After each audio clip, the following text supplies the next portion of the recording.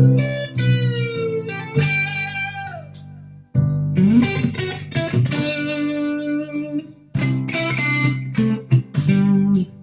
right, enough goofing off. Okay, I'm going to do the ceremonial deleting of the ads from the previous video here.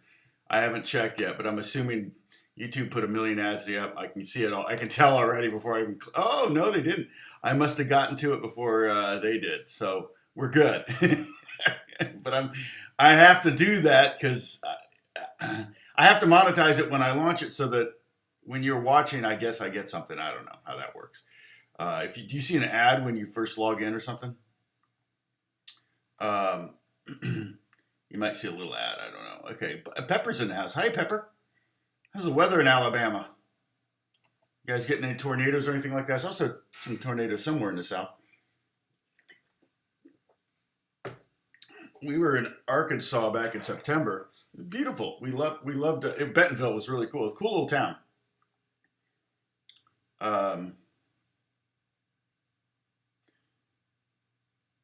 Oh yeah, no. Tommy Emmanuel has everything Tommy Emmanuel does is pretty amazing. Unplayable, except by Tommy Emmanuel. Okay, so we got Pepper, we got Bruce, we got Lena. Well, a lot of Bruce and Pepper and Lena talking back and forth here, saying hi to me too. Okay, Gary's not normally here, so Gary, I think I mentioned you. I think I said something on was it Wednesday maybe? Yeah, I think it was Wednesday because we were talking about these shapes that I posted today. Now you can see the shapes I put up there. And I probably should have created a new scene to do this, but dang it. Okay, so I'm going to do that. I'm going to duplicate this. I'm going to call this, yep, Musicality 3. We're going to go back to Musicality 1. I think I'm going to delete these. So don't worry, they're going to be back in a second. They're just going to be gone for a minute here. Oops. There we go. Move. Because this is the first of the Musicality videos. This was the first screen I used, or the first scene I used. So there we go. Now they're back. Okay. So Holly's here. So as you can see, I'm going to do an Ask Me Anything on Monday. And then I think on Wednesday next week, we're going to start talking about, I think this is a question Lena had, but others have had this. And this might be a good kind of precursor for doing some potential videos in the future. But I'm going to do strumming in different styles. I'm not sure exactly what I'm going to call the thread, but I think basically...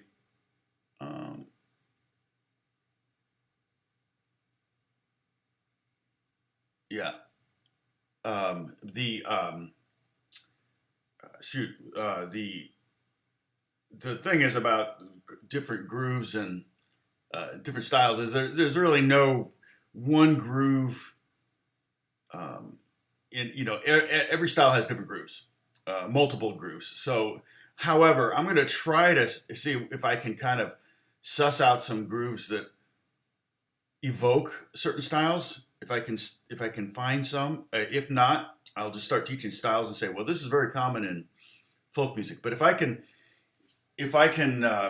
find some different strumming grooves that really like, as soon as you hear them, you're going, oh wow, that's so and so. I have some ideas already, so we'll see if I can hit that. Even get close to hitting that ball. So Guitar Dog's here. Sam is here. Good morning. How you feeling, Sam? How's your hip? Are you up walking around on it and stuff? Have you started physical therapy yet? And are you getting a second hip replacement? I thought you were getting 2. And obviously, I guess they don't do them both at the same time. I was at the eye doctor. I'm going to talk about that in a little bit. Oh, hey, John Y is in the house. Is Dennis here? If Dennis isn't here, I'm going to post the Discord link. So if you haven't joined the Discord, I think everybody here has. But here's the Discord link, the join link. If you haven't joined, I'll pin this right now. if you haven't joined that, that's where I put. In fact, I'm going to do it right now just to prove me right. I'm going to go to the Discord. I'm going to go to Tom's lesson PDFs, and I'm going to drag these 3 little things here that I just created. Where are they? Desktop here, live stream stuff. Okay, I'm going to drag. Let's make sure these are right. Yeah, drag these here. No, don't need anything there. So they're there now. So you can drop and drag those into a Word file if you want to have them handy. And here's the thing about that. Those are the shapes I showed you on Wednesday. The different snippets of the pentatonic scales that actually, oops, I got to close the Discord window. Hold on. Not close it, but click away from it. There we go. These are the different shapes of snippets of pentatonic scales that contain all of the notes in this song, which is Amazing Grace. And so that, and then same, and then you notice everything sounded identical, but they were in 3 different positions. Now, here's the thing. I wouldn't necessarily play in only one of those positions. In fact, when I was just soloing now, I was moving around kind of between them all.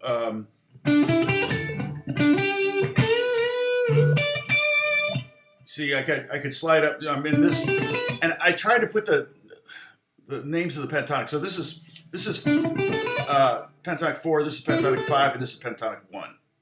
So 4, 5, 1. 4, 5, 1. Okay. I tried to put it on top, and for some reason, Word was messing with me. And every time I moved the text down, the whole thing jumped down, and I moved the text down again. It jumped down. It wouldn't let me get it anywhere near close. I'm like, what's going on? And the number thing, that didn't have a problem. The fret number, it didn't have a problem letting me do it. But occasionally, you get these little glitches where it's like it won't let you do what you want it to do. And so something I was doing wrong, I know, but I just couldn't figure it out. So, and I was doing it this morning, and I was still sleepy, and I'm still sleepy. But my point is, you can play the whole melody right there. You can play the whole melody right there, which is actually a harder one. And remember, all the melody notes are on the pinky note here. And then, hey, Bob Schumann and Catherine's here.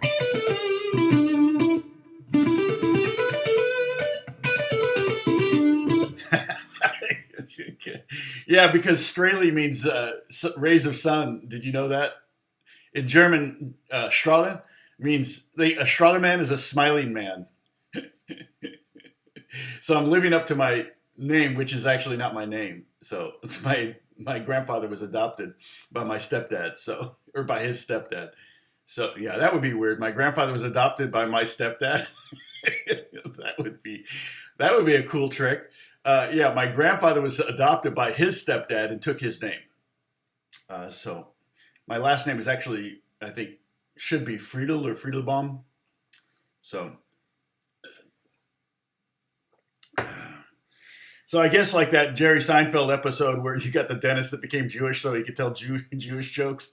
I guess technically, according to 23andMe, I'm 5.5% Ashkenazi Jew, which I say Ashkenazi Jew, which is like the worst thing to say. But just because you can play these the melody in these 3 different positions doesn't mean you can't cross-pollinate, okay? You might even just stay mostly on the second string,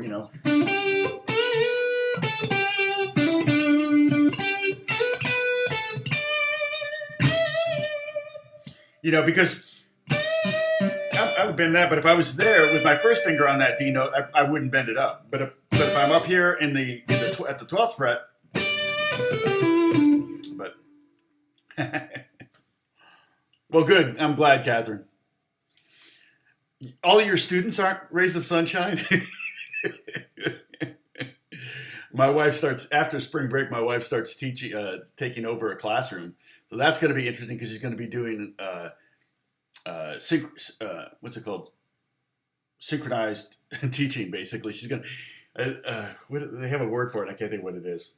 There is no community in America that creates more nonsensical words than the education community. They make up words every year to describe something, and it's hilarious. I mean, you can't keep up with it, and they do that on purpose. They do it just so you have to continue your schooling and all that, whatever. But anyway, Beth is teaching, so she'll be teaching, I think, like 16 kids in a classroom and 16 kids online at the same time, and that starts.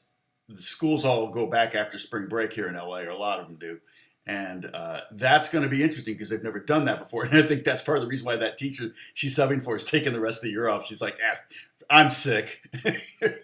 So probably has a lot of sick days saved up. Hey, Steve Barry, what's going on? I've read about sunshine. Let's see. Who else? Oslin's here. Good to see you. I don't know, how many do we have? We only have 19. Come on, people. We got 8 likes, though. I like the likes. I need the likes. You have to go to summer school. See, only because you've been bad, that's why. You've been bad. So you had to go to summer. All the kids had to go to summer school were like, oh, they got in trouble or something. So, what I'm going to do is I'm going to play this track a little bit, and then I'll describe a little bit what I'm doing as I do it, or, as I think of it, because I'm just going to be riffing.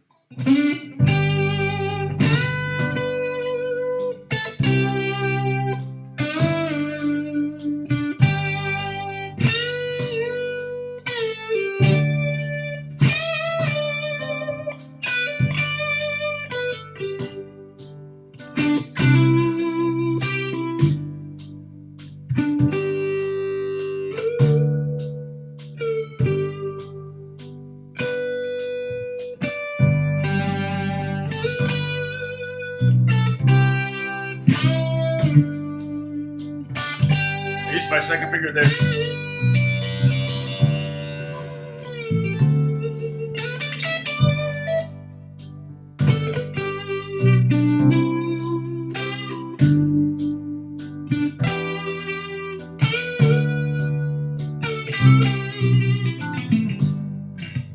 Okay, sorry, I got a question from John. Yeah, John, sorry, for some reason Word wouldn't let me create that. Add that information on there. I tried to, but it just wouldn't. It was just acting funny. No, it's not E4. No, Form 1. No. Oh, example. Yeah, I wanted to put that in there, but like I said, I couldn't do it. The first one is the C form. The second one is the A form, and the third one is the G form. So CAG, C-A-G. The 7th fret is the C form.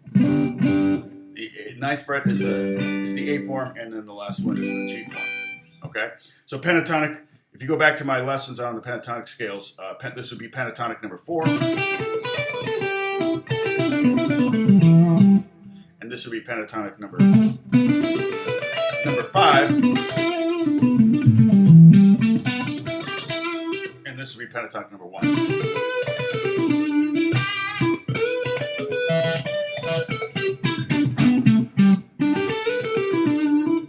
Yeah, I don't know, Holly. I think people are starting to get back to work now.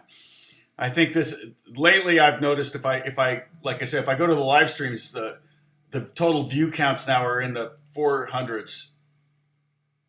Although my Ask Me Anything got 1100, so that tells me something right there.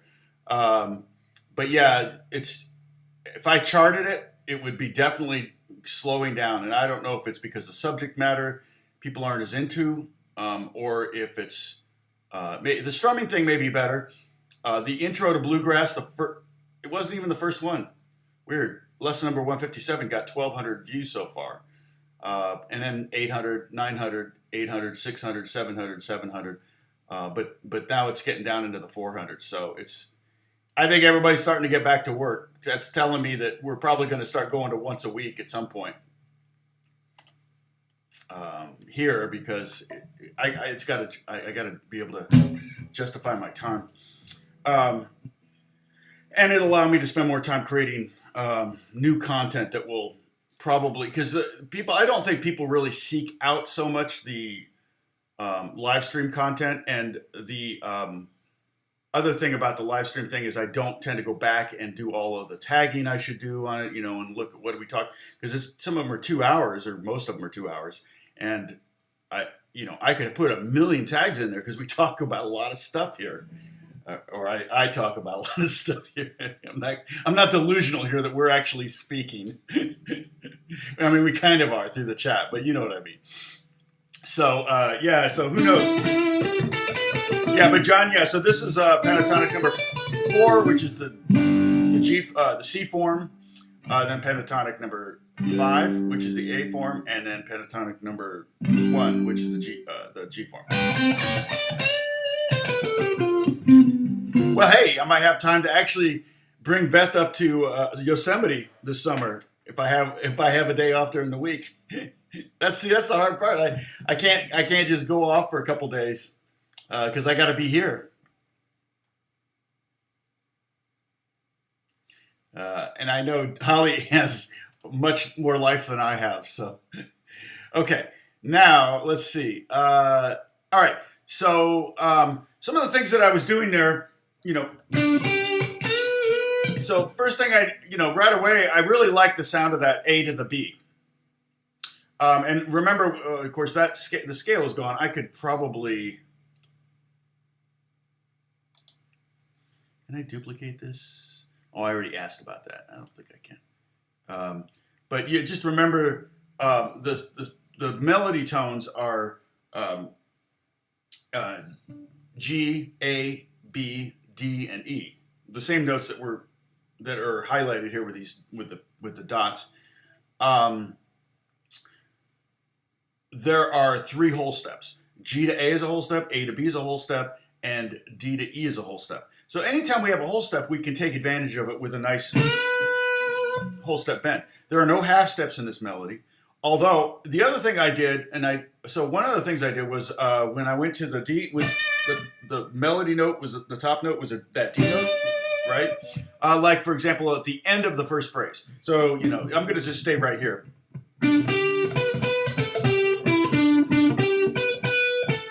Okay, so now I'm on this A note, and the next note is this D. Well, I can bend up to that. I could bend the B up to D, but that's a minor third, and I don't want to get into those yet. So I don't want to do minor third bends yet. I'm not going to talk about those. But we're working on the whole step bends, the 2 fret bends, and so I could go. There's a C in the key of G, right?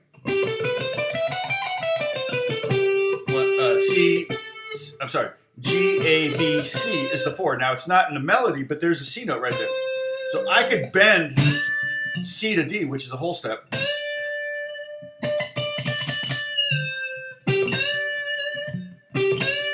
Like that. And I like the sound of going from the 4 to the 5, which is what's happening there. 1, 2, 3, 4, 5. So listen to this.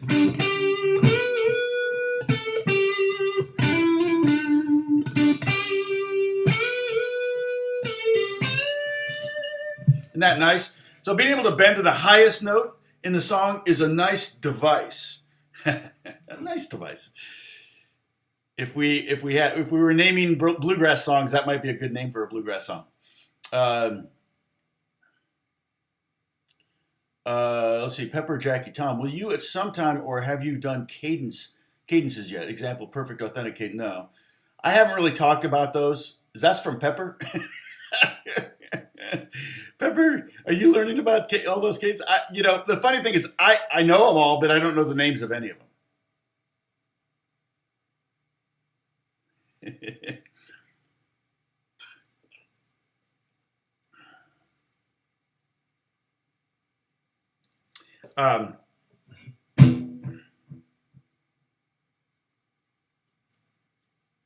March 23rd. Oh, that already came and went, though, did it not? Today's the 26th.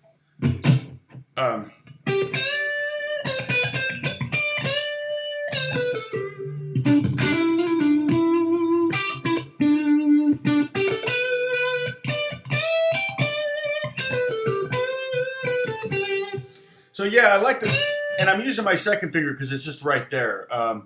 But you notice I'm really using 2 fingers to bend, so they give me I'm not pushing by myself the second finger. For one thing, I don't want to flip off my audience. Secondly, it's just a little easier to when you have two fingers on there to push up. Okay, so oh, Buck Owens. So so let's do that a little bit here.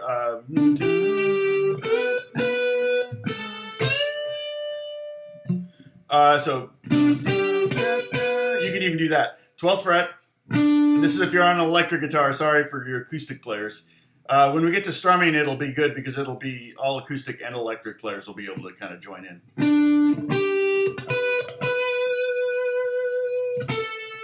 Okay. 12, 12, 12, 12, same second string. 14 on the third. And then we're going to bend the 13th up to the 15th. Okay, so we're bending, what I mean by 13 to 15 is I'm bending the pitch of the 13th fret up to the 15th. So if you want to, you can take your pinky and hit that 15 so you know what note you're going to. And you keep bending until you get there. Don't go past it if you can help it. Hey, Lake City.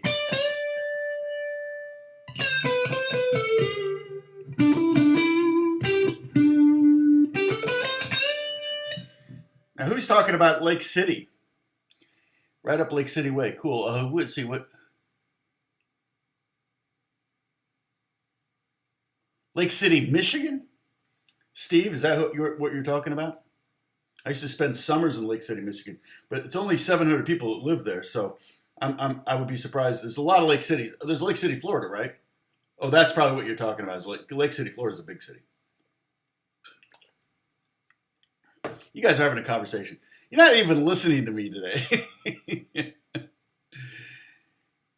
Oh, Becker. Hey, Becker, what's going on?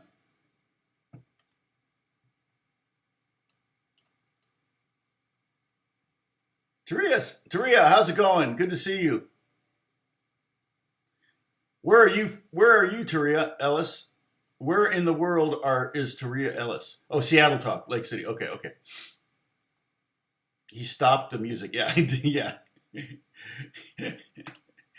Yeah, it doesn't take much for me to stop the music. So anyway, there's a whole step bend that we wouldn't necessarily naturally find in these pentatonics. It's more of a diatonic bend because we're bending from the C note, which is not part of the melody. If you look at the melody, there's no C's. But in the key of G, it's the fourth tone in the key of it's the fourth tone in the key of G. 1, 2, 3, 4. G, A, B, C, and C to D is a whole step. So that's cool. The way it's cool be able to get to that, to bend to the highest note that's in the song. In fact, it's not only the highest note of the song, it's the last note of the first phrase of the song, which gives it also some importance. It's also the first note of the second phrase. Then you never go back to it. So this is just a slight little analysis of the melody of Amazing Grace. It's a timeless melody. It's been played almost nonstop since it was created. You could say, Silent Night might be one that would be played 2 months a year nonstop since it was created. But there's another timeless melody we could investigate that too. That's another series we could talk about is analyzing melodies, and there are definitely melodies that for some reason resonate more with people and become more timeless. And the Beatles were really good at creating melodies that resonated. And I also think they really were good at creating harmonies that resonated too, which were, by harmony, I mean chord structures, especially in their time. So, let's see. Fired up the Dumble. Yeah, right, Guitar Dog. Yeah. If you have a Dumble, you just found your new best friend. All right. Gonna quit chasing squirrels now. Oh, so you're going after squirrels. I get it. Okay. Another bend we can do that, we could bend the G to the A. If you notice the A's, though, so there's an A note in the second bar, the third beat. Okay, this, so.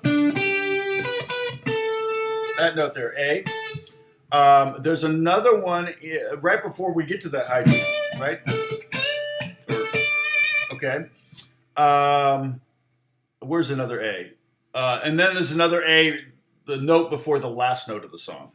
Okay. We could bend up a whole step to the A from the G. We haven't really done that. We've been doing mostly just the A to the B, which is really probably the best opportunity to bend in this particular song. A couple times I bent away from, up from the D back down to the D, right? And that made it, the D again is the highest note. And we could do it down here when we go to the melody there too. We could create the melody with a bend there, and we can talk about that. It's just not in the best position. I actually might move my whole hand from the 7th position, that first scale, all the way down to the 5th, so that I can have my third finger down on that D note. Do that. I'll show you that in just a second.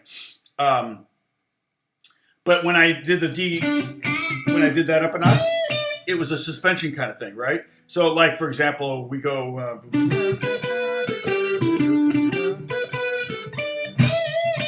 Right? That actually is not in a melody. We're being, again, that's an embellishment. Kind of like a trill or a mordant or something like that. A hammer on. We're suspending that D chord and making it kind of a D2 chord. A suspended second. Okay. Now, but let's talk about the low E D bend, okay? So we have, okay, we're there. We're on that note.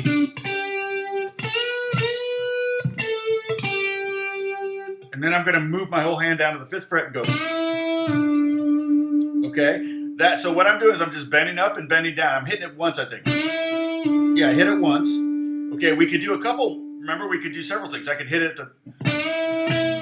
hit it there at the bottom, at the top. Hit at the bottom, bend it up, hit at the top of the bend and bring it down. Okay, if I want to do that. Or the other thing is I could silently bend it up and then pluck it. And that's the hardest one because, again, you got to know the tension of your guitar. That's a whole step. Okay? And here's the thing. The tension, we've talked about this before. The tension changes. The tension is different, and you could measure it, I'm sure with a micrometer or some measuring tool that measures tension. And it would be different on every fret, on every string. Okay, so that's you're asking a lot of your fingers. You got to use your ear more than anything. If I'm going to do a bend like that,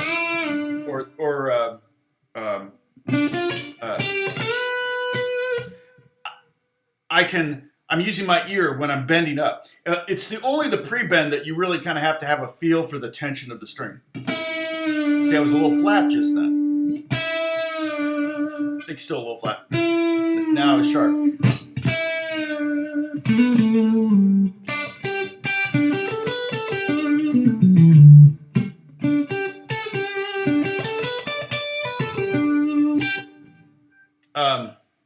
What did Steve say? No, I think she just was liking what Steve said. What did Steve say? Oh, a tea freak. Oh, no, yeah, she doesn't have a crush on Steve. She loved what he said. She loves tea too. Hey, we've got another Greek on board, Sam.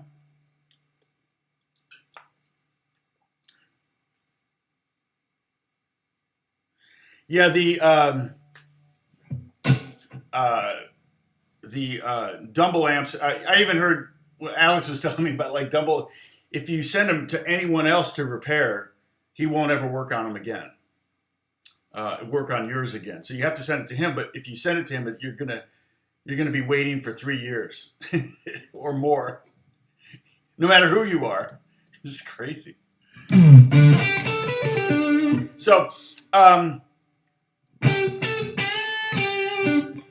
now here's another thing.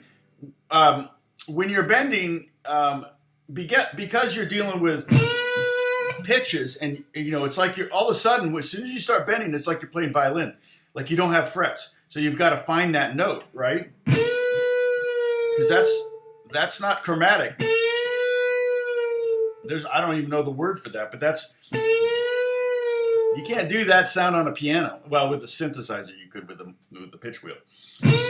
Okay, but you want to have kind of. You know, I always say you really. The key about bending is what are you bending to? What are you bending from? Know what you're bending to, what you're bending from. Have a plan is what I always say about bending, because I've seen too many people just bend random, and it's like, no, that doesn't make it sound like rock guitar just because you start bending random notes. It doesn't, you know. It's like there's no point to any of that. So you want to have a point. Well, one of the things, again, we're dealing with your ear and pitch. And that's part of the reason why so many players have a vibrato at the top. It's just like a singer. They're going to get up there, but they're going to put a vibrato on it, especially after a millisecond or two, because the pitch isn't maybe perfect. So they're going to like go around and get in that neighborhood. Now, another reason to put a vibrato in is to continue the sustain. If I hit this, see, my pitch is pretty good. I'm a little flat. Okay. But it only lasts, it fades out. But if I put vibrato on it, that kind of regenerates the vibrations. It's hard to do though. It starts falling. So a lot of people, they'll put vibrato on to hide pitch issues, vibrato to keep the note ringing, and vibrato to make it sound more like a human voice, or even like a saxophone or something like that. Okay, the vibrato on the note that you get to.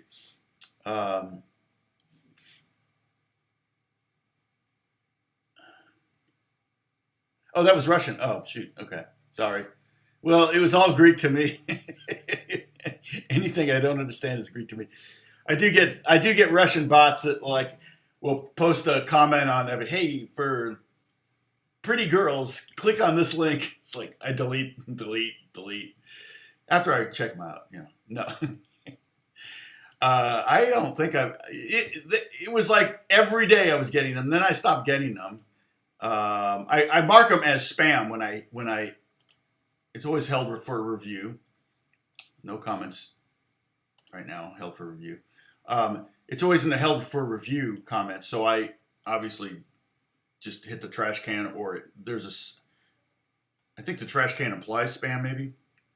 I don't know. Anyway. Wits end, you're late again. Oh, guitar. If you have a tuner, yeah, exactly, 100%, exactly right. In fact, I've got a snark right here. And you can use the tuner to help you kind of find your pitches when you're bending.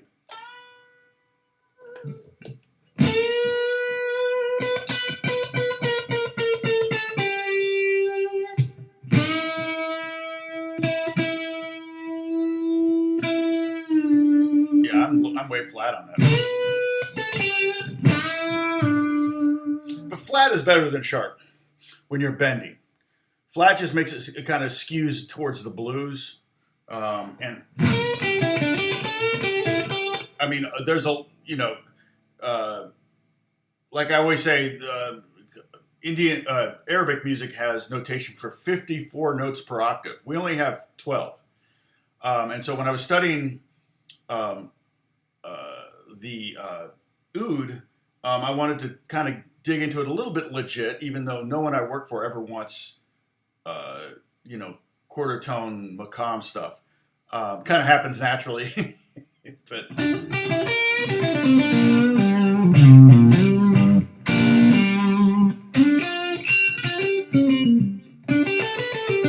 oh, I am fast. Maybe am I talking too fast? I got a couple good comments that I screenshotted. I don't really have enough yet to do a video. Let me see, how many do I have?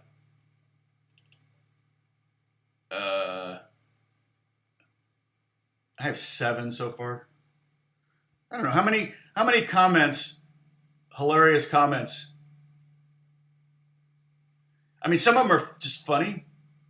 Oh wait, see, that one is a duplicate, so that's unnecessary. Let me do this. So I actually don't have 7. I have 6. Yeah, this one I cut off. Okay, there we go. So how many do you think I should do? And I won't show their name. I'll have to watch maybe some of these videos and see how much they share. And yeah, some of them are just good. I'm going to. Yeah, I got a couple good ones just a couple days ago, which is great.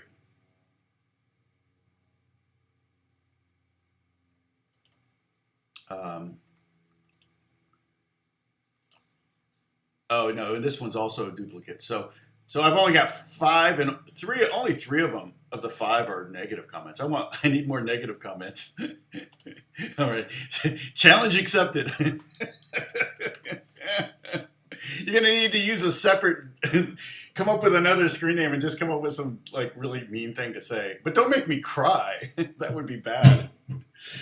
No, I can read you the one. I mean, it's going to be giving away the video, but it's funny. I'll try to come up with some reaction to them. But I got one the other day. It said, "Why are you hammering the guitar like you hate it?"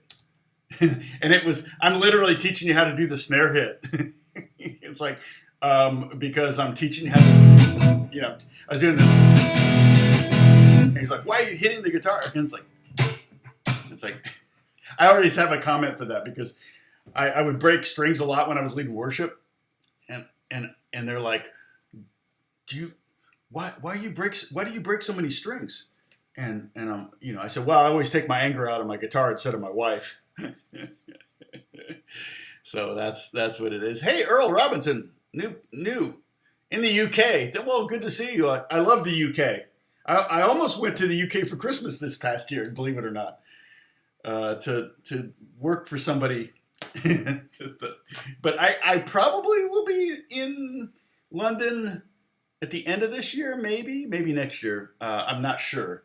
The COVID thing's got everything jacked up, but I'm supposed to do some recording on a Korean game, and they want to go to Abbey Road Studios, which would be great because I'll be in Studio 2 where the Beatles recorded everything. So, oh, Bruce is okay. You're a professional lurker. That's okay.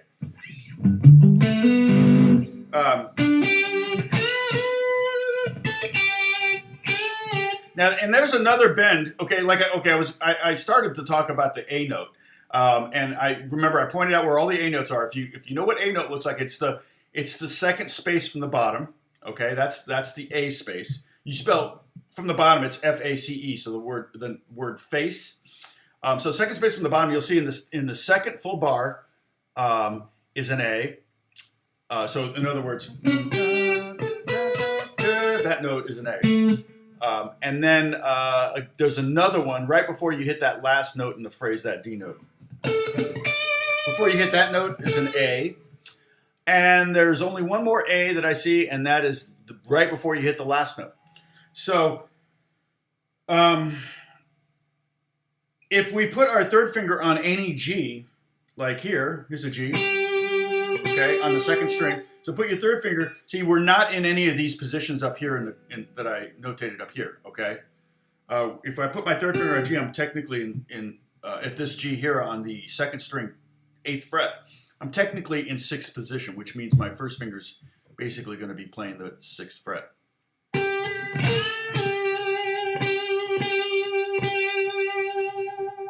Okay, so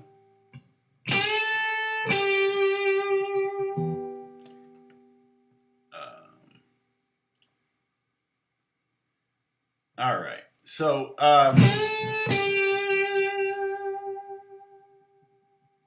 you can bend up to that A. The only thing is every one of those A's is just a quarter note. See, all the other bends we're doing, you know, it's kind of into half notes, which are longer pitches. You know, we're going to be sitting on that B for a second, so it's a great moment to do that. However, the A, what we're going to from the A, in the first case, is the G, which we are going to be sitting at. So if, if you want to do something like that, that might sound good on the last note of the song.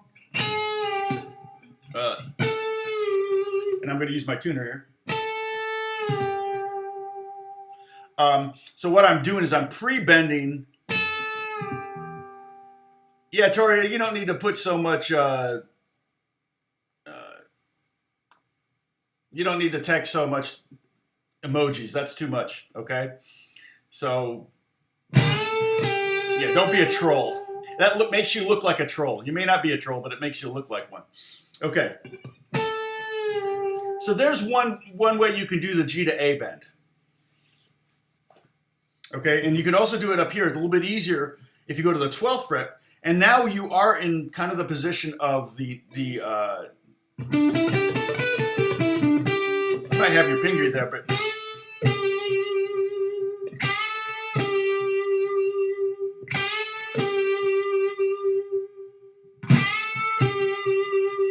that one you can do is a little bit easier. But you really do have to prepare for that. So you're going to have to, if you're going to do that in your melody, you know, you're going to really have to, again, you got to have a plan. You got to think ahead and know that, oh, I'm going to bend up to that A down to the G. And it's a great, what you're kind of creating there. Now, over G, that would be a 2-to-1 suspension, a suspended second. But you're going to the C chord. So it ends up kind of sounding like a 6/5 suspension, right?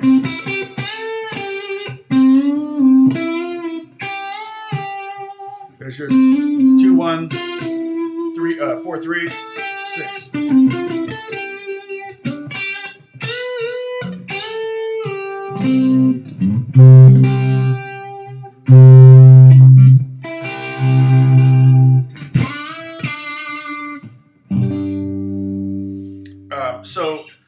I can even do that.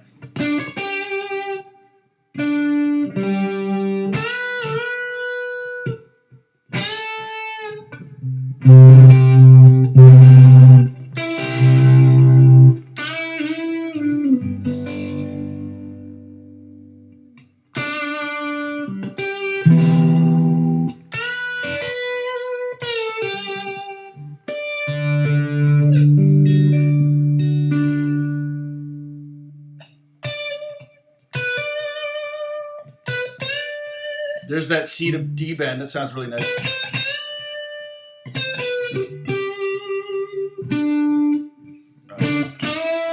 Again, when you're going to do the D to E bend, you got to prepare. You're going to have to. That low one is pretty much only one place to play it right now. You can play it. It's just too low down the neck, and the strings are going to be too much tension to bend. Really.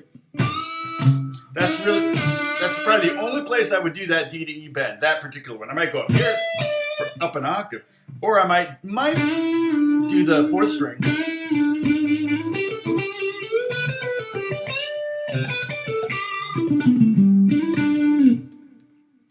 Have you ever gone over how the dots from, in this case, all connect as you go down the fretboard when you're doing a run? Sure, yeah, we've talked about that, yeah. Box shapes, things like that. You know, if we're in G, you know,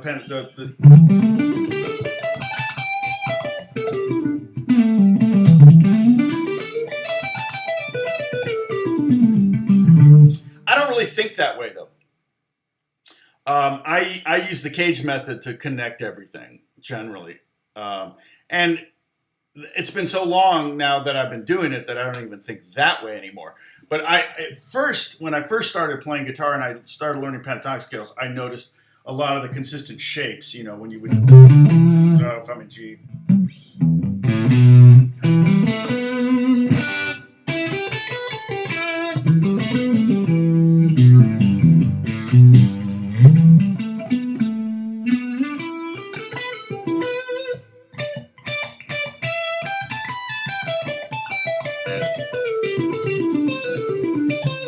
I mean, we talked about it because I remember talking about the.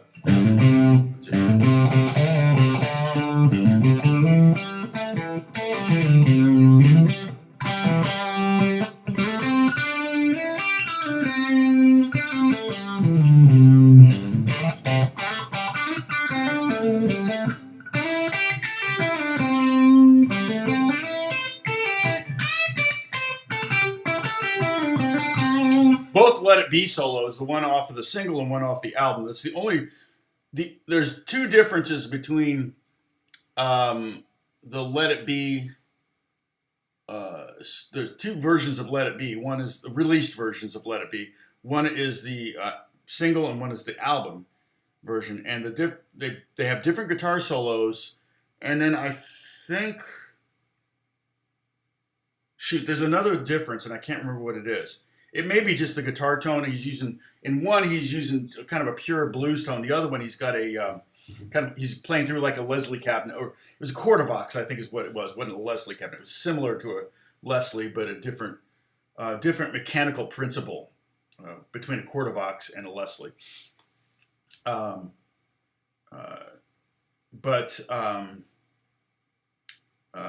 yeah, I think we've talked about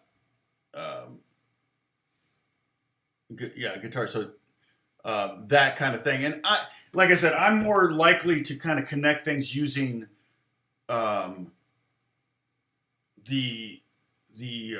chord shapes, the cage shapes. Yeah, well, those are just, as anybody has a Paul Reed Smith. I don't think I have a Paul Reed Smith, but I don't think I have birds on it. I don't even know. It may have birds on it. I don't remember. But when he's talking about the dots, he's talking about the dots up here. These dots on the fretboard, the diagrams of the scales.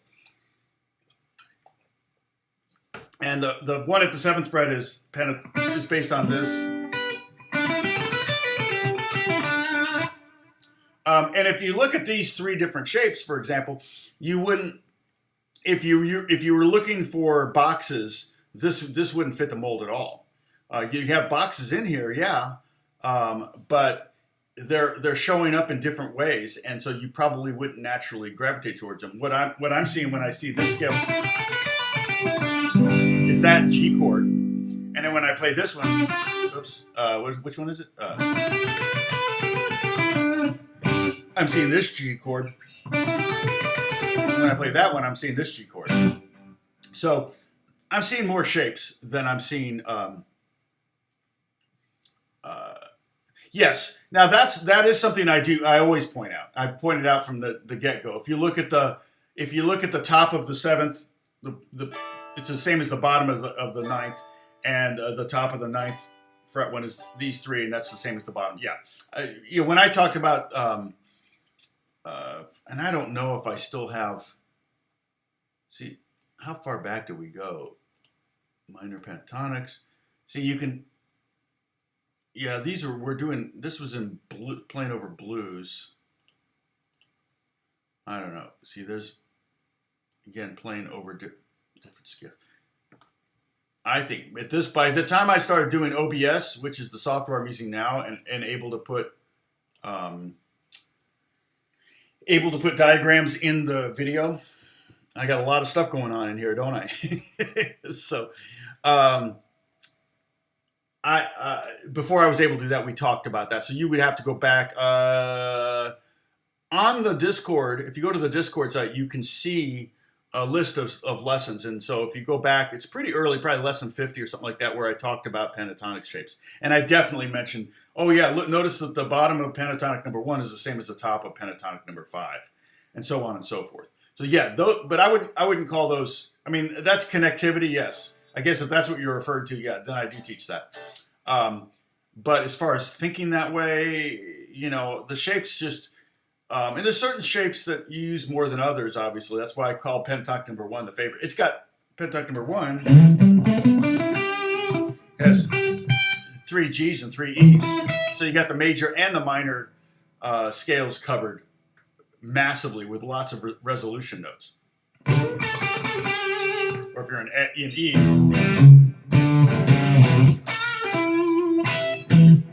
I've got 3 E's I can land on when I play in that pentatonic. So that doesn't happen anywhere else on any of the pentatonics. You don't ever have 3 of the major and 3 of the minor roots. So you have parallelograms. Oh, on your casino, yeah, that's right. Yeah, the casinos.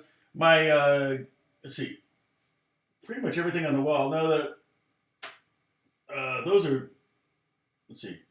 Sometimes you get rhombuses or trapezoids. Wait, parallelograms. Well, I've got, those are just rectangles there. So the fender bases have rectangles. Now the Greek bouzouki has like little flourishes, but yeah, that's one of those things that are, you know, guitar makers can make their guitars a little bit more stand out or something. But I really have never cared for flourishes on my. I don't want to pay extra money for flourishes. The problem is if you really, really, really like the sound of a D45, you're going to be paying for the flourishes because they don't make them without it. I guess you could do a custom one, but it's not going to. It probably costs more. Just have dot neck D45 with no abalone anywhere. But that's Romero. Yeah, and this is a G&L, so you can't see the headstock because of the tuner and the fact that it's not. But this was made by Leo Fender. This was after he sold the Fender company back in 1964 to CBS Musical Company. CBS Musical Instrument Company. And then he started Music Man, which Music Man amps are pretty dope. G&L never made amps. So he started Music Man and he started to make amps that he wanted to make at Fender, I think, that he just couldn't do for whatever reason. And I know for quite a while there were a lot of people that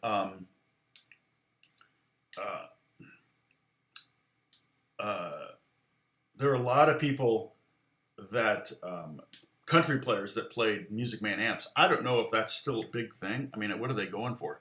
Let's look up on Reverb. The logo was like, wow, what the heck? You know, it's kind of a funny logo. They may have changed it, but Music Man is owned by Ernie Ball, but they just make guitars now. But back in the day, yeah, the logo is like, does those guys have bell bottoms? Wait, where's the logo? I just clicked on one and I saw the logo and then the logo disappeared. Weird.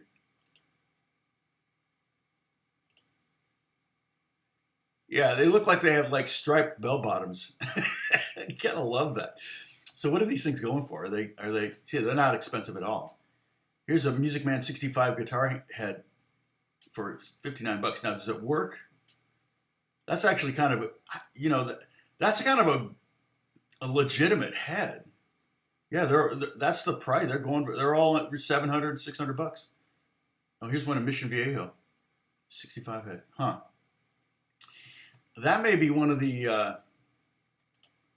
kind of an underrated head. I'd be curious. Here's a 100-watt one, 150-watt. And now here's a 150-watt one, 2-channel for $800. Okay. Yeah, I may have to pick one of these up. Although I never use heads, but I don't have a Fender head. I have a Fender amp, but I don't have a Fender head. And I'm assuming it would kind of have the quality of a Fender amp, but it may be really lame. Yeah, exactly, Steve. The logo definitely looks like the Yellow Submarine thing, doesn't it? Yeah. And he started that company, I think, probably right after he left Fender. I don't know if he signed some kind of non-competitive clause, but hey, Sham's in the house. Oh.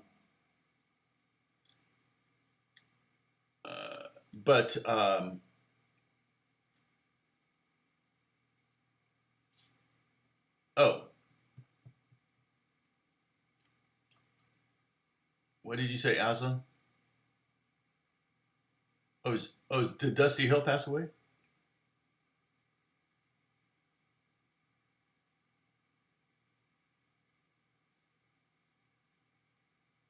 No, I don't know. It sounded like you're talking about Dusty Hill in the past tense. I didn't know if he passed away or not. So I have a matchless head. I have a 2-rock, which is a good clean head. I have I have a Marshall 60s Marshall 50-watt head. The nice thing about heads is my goal was back when I started buying amp heads was I wanted to be one of those session guys that showed up with a rack, maybe 2 racks or a double rack full of amp heads. And then you have a switcher that allows you to switch, the different heads to different cabinets or whatever. That just never panned out. I mean, I was prepping for that level of work. To be honest, that kind of work, that's kind of what Tim Pierce does. But I really wonder how much Tim does with that. He actually did a video on his YouTube channel of him going to his amp room, his cabinet room. He's got a room, it's like a low ceiling and everything, or part of it's low ceiling, where he's got all his cabinets. It's really cool. And I'm like, dang, man, that's cool. Do you really like go in there and move mics around for sessions and go back and play some notes and go, no, that's not right, and then go back into your amp closet? It's just so easy to do things in the box. Now he does, the thing about Tim Pierce is he plays on a lot of records.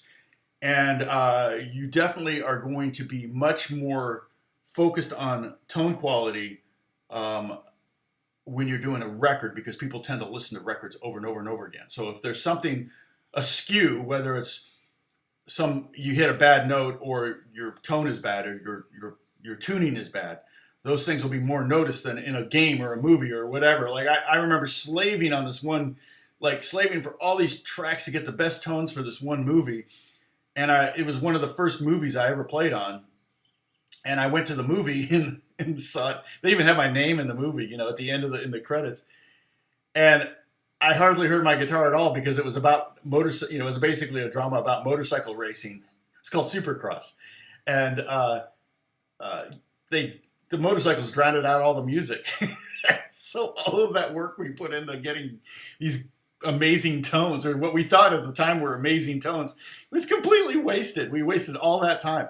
And, when TV music isn't really done with a bunch of musicians anymore like it used to be, but they would call it playing music by the pound, and you would literally just go next tune, next tune, next tune. Really didn't, the tone, you might use the same tone through the entire episode. And so that, that wasn't, you still had to give good tone, but you just had to have a good tone that you could dial up really quick, and boom, there you go. And that was kind of the name of the game. But records you do tend to spend more time on. But even with records, I mean, I use, the Bieber records and stuff, I'm mostly direct. I think Home to Mama was my 335 direct into Logic. I don't even think I used an amp for that. It was just a compressor and maybe a little bit of reverb, and that's all I used on that guitar hook. So, oh, I see CBG. It's cigar box guitar. Let's see. Headstock, fret markers, scratch plates, shapes are all used by Luthers. Yes, that's right. Yeah, the CBG headstock's gonna be cool. Holly's gonna want one, I think. Holly's gonna. You've kept that template. I know something that Holly doesn't know, and I got to keep my mouth shut. But Holly's gonna want one. Let me put it that way.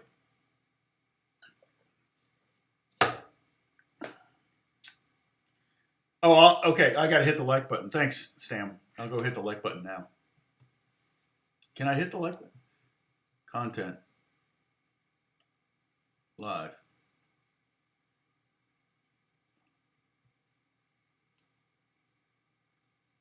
Huh. I'm at 100% for likes. That's nice. Likes versus dislikes. So, and speaking of amps and tones and things like that, I am using, this is Logic, this is Guitar Rig, which is Native Instruments. And you can get that, in fact, I've got to update my Native Instruments thing. Use some of that COVID money for that. Software updates, so fun. But you end up getting some cool stuff in the process.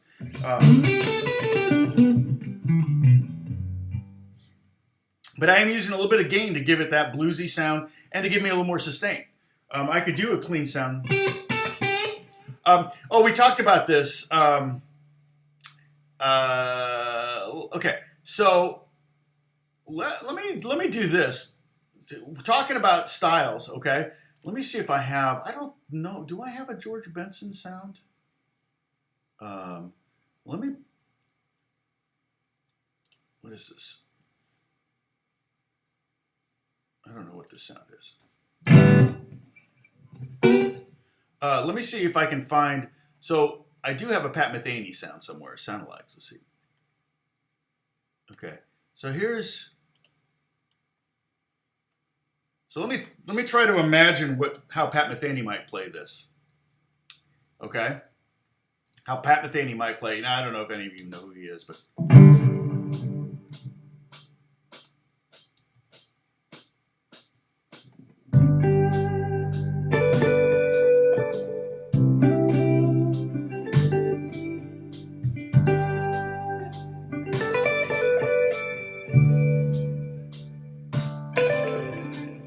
Yeah, it's hard. I get.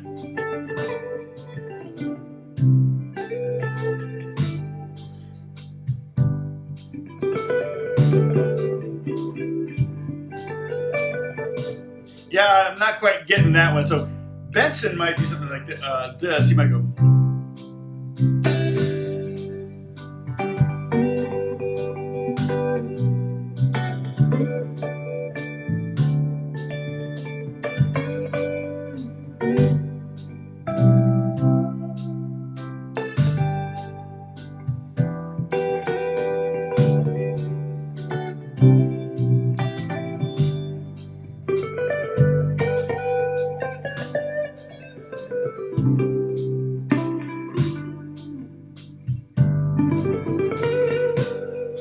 Pat Metheny would do that. That's what he would do good.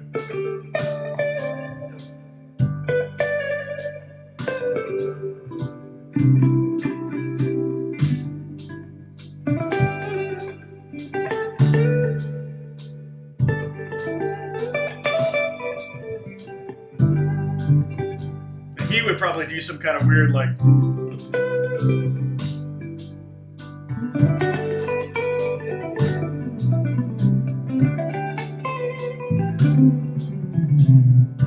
He would do some weird, like some pentatonic shapes out of the key.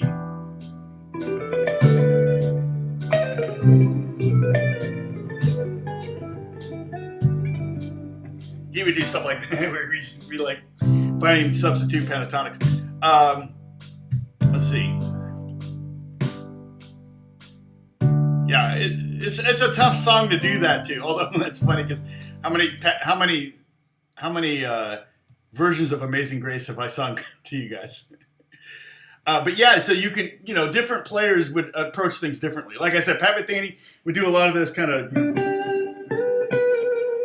He does that a lot, or he loves that. That's kind of a country thing. But remember, he was from Kansas, and he kind of brought that into jazz, which was kind of cool. That Floyd Kramer piano kind of thing. And then George Benson really likes octaves, but Wes Montgomery would do.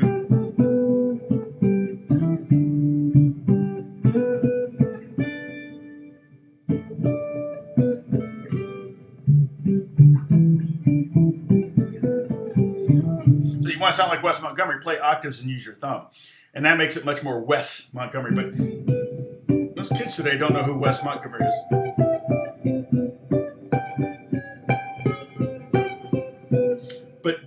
George Benson would play more of like harmonized thirds. So he'd play a B, a G, and a B. So he has octaves on the melody, but he adds a tone in the middle somewhere. Okay, I'll try B.B. King.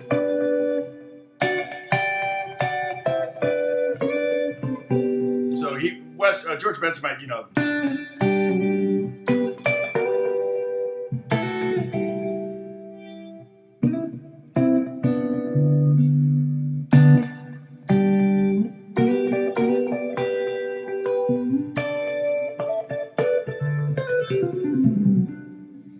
he would put in a blues lick in or something like that. B.B. King, I'll go back to my original tone. How would B.B. King do it? Well, B.B. King would definitely play off of that E note, because that would definitely be... I'm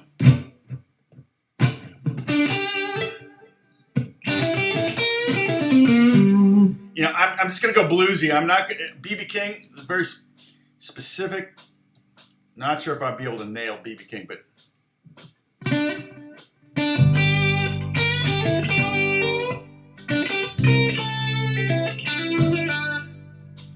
Sorry, let me get the windows up here.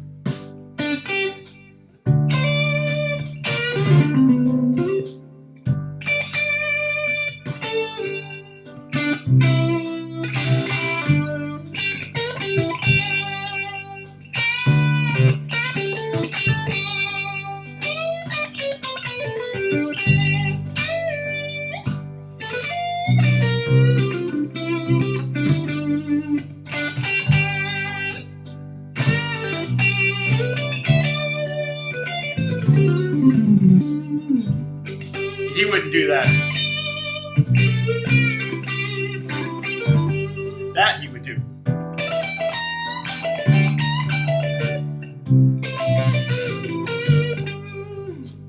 He would get that happy, pentatonic going. The happy blues pentatonic. Let's see who else. E-N-Y. I'm pretty sure. Amazing Grace with octaves. Oh, yeah. Kind of was just doing that. So that would look like this. So Amazing Grace with octaves. Well, let me go back to that more Pentatonic tone.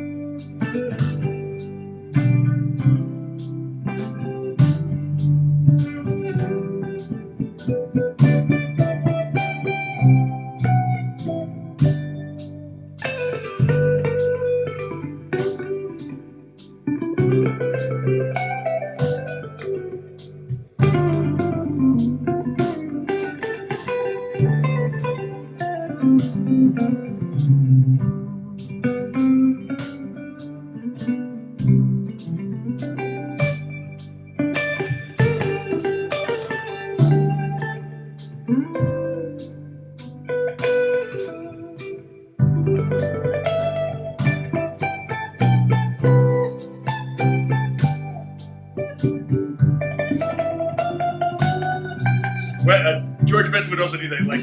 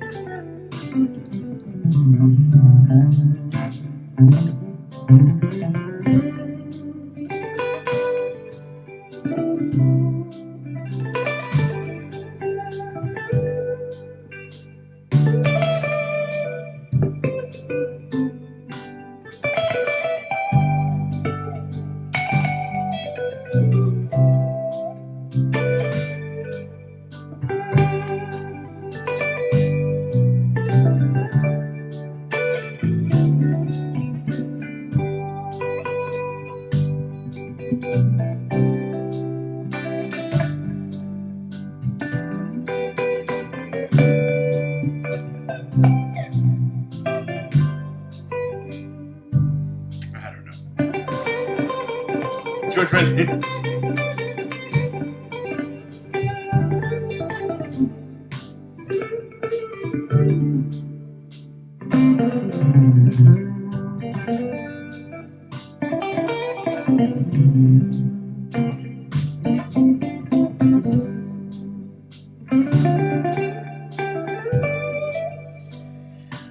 Yeah, who else? We got any other names here? Pete Townsend. How would Pete Townsend play over this? I don't even remember a Pete Townsend guitar solo. I just think of him as doing big giant windmills. Let's see, Pete. He would probably bring in some chords, though. He would probably do something like, yeah, again, this is huge speculation on my part. Oh, dang it. I keep doing, my windows are all messed up.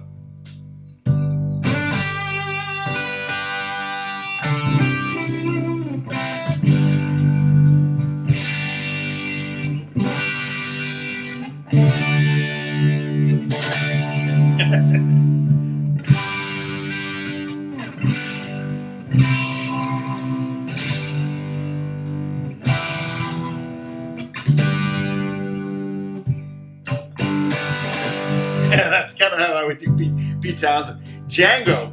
Okay, how would Django do it? That's a good one. Let's see. Okay, I got to go back to. I'm gonna go back to my Metheny tone. It's a little bit wet tone, but that's. Let me turn it up a little bit. Django would probably. Okay, I got it. He would do the neighboring tones, and keep in mind, almost everything he ever played was in a minor key, so makes it a little tough But he might do something like.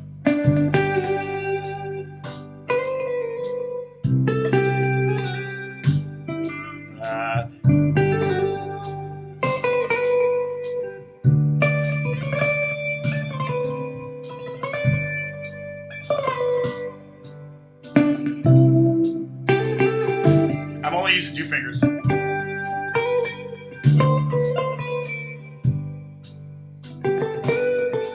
How do you make this?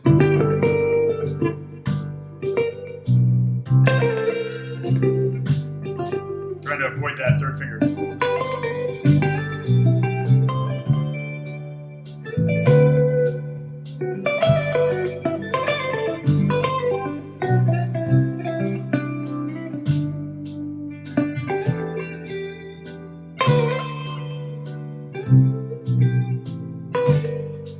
Yeah, that's Django's tough because I'm used to when I think Django, I'm always thinking in minor keys. Like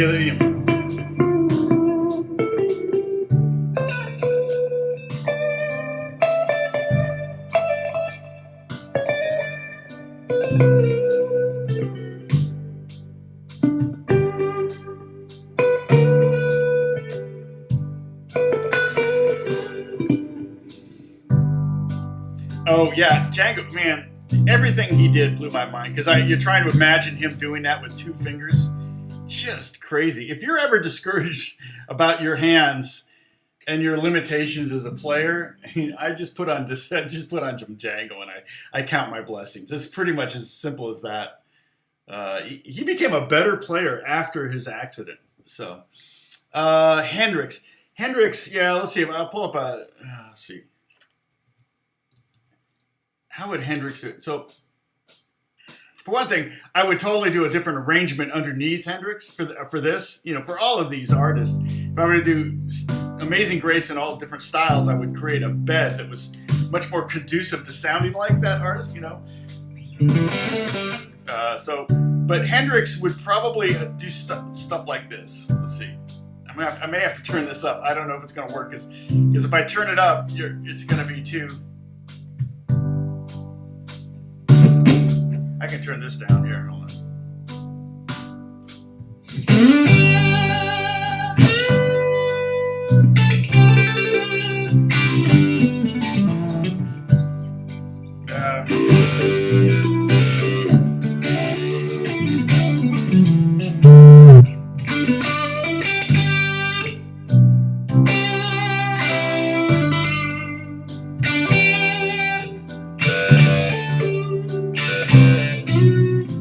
We do it like.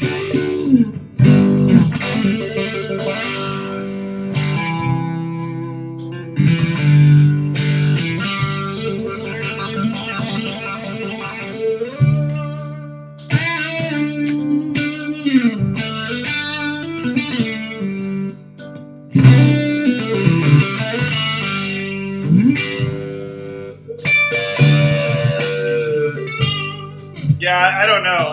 Hendrix is also very, very stylish. Stevie Ray Vaughan too would be another one that would be. You know, you would probably do like.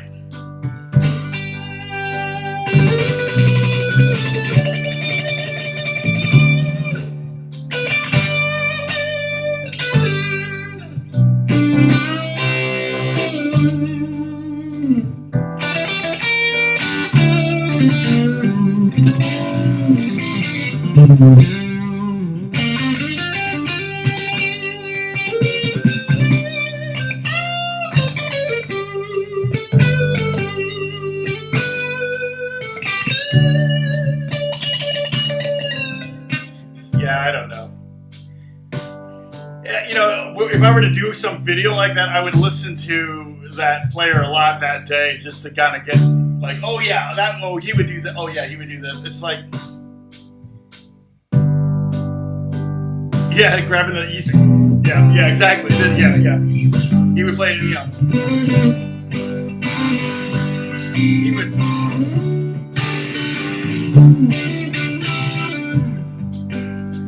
That would be more Keith Richards.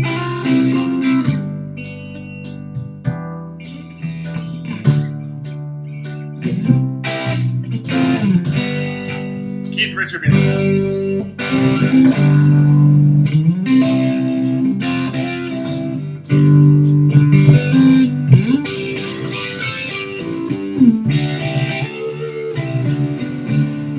That would be more like Keith Richards. Dead Cat, Jimmy Page, and Dead Cat. Eddie Van Halen would be like, you know.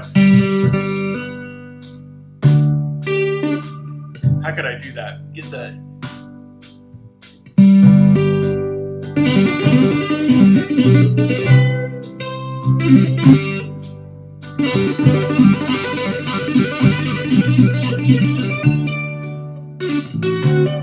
Yeah, you know, so like, he would do more like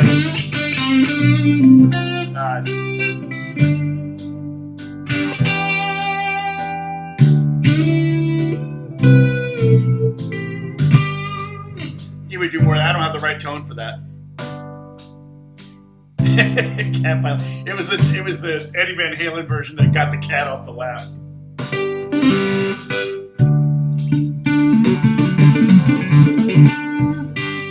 Yeah, I don't have enough gain for Jimmy right now. I mean for Eddie.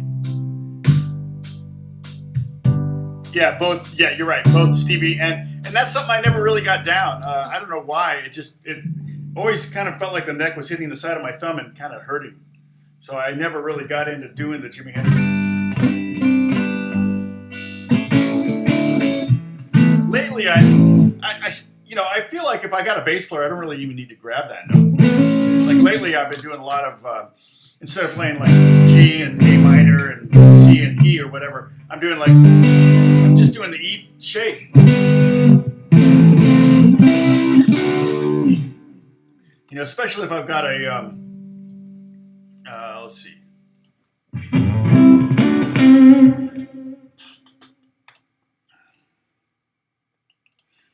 You know, if I've got some kind of like lots of effecty kind of tone, doing something like this.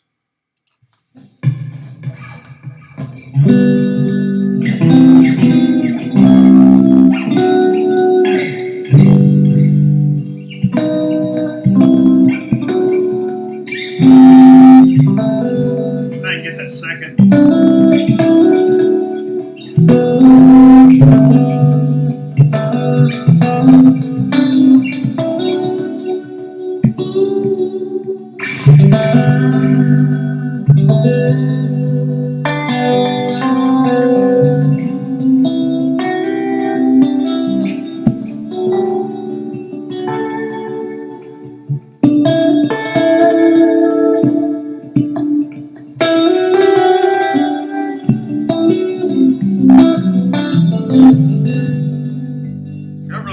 If there's a bass player playing, so if I were to play Amazing Grace, sorry, okay, you know, I might do.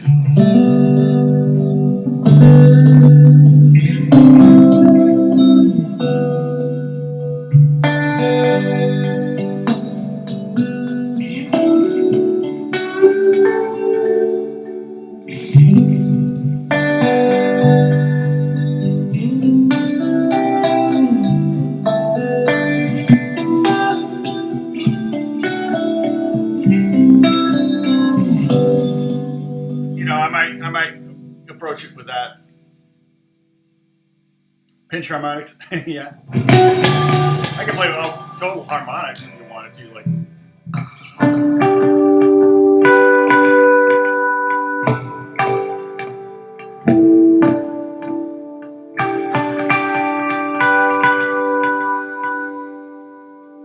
Let's see.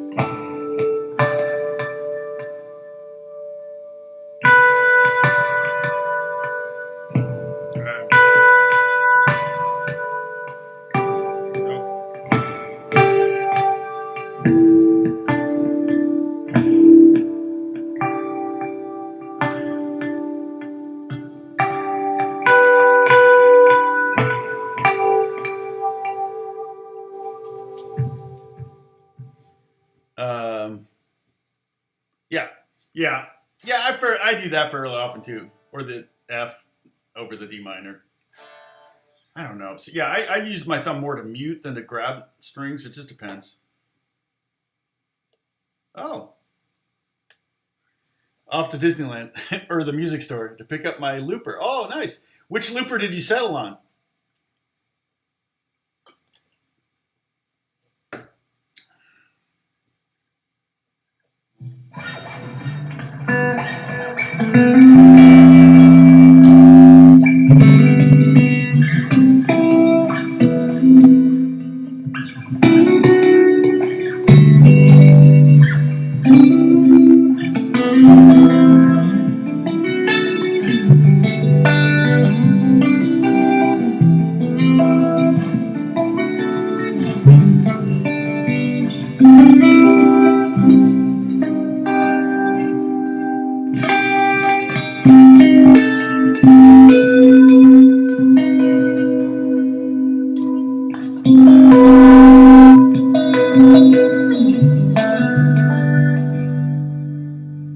Yeah, it's kind of nice. I like.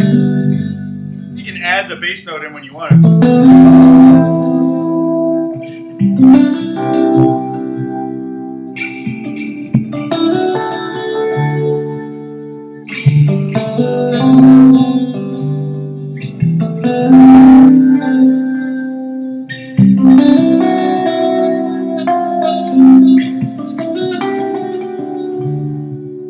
If I can get that chord. Anyway, this is how I come up with song ideas. I'm just messing around. Oh, the RC50 by 500 by Boss. Gosh, that reminds me. I got to get some strings for my Taylor. So I got to get some non-elixir strings for my Taylor. This is a non-elixir endorsement because I got the Picasso and I want to use it, but it doesn't work on elixir strings. This is the guitar bow that you use. It works on. I don't want to use it on my. It kind of makes a mess. The rosin is messy, and I rosined the bow too much, so I cleaned it off, so it's a little bit better. But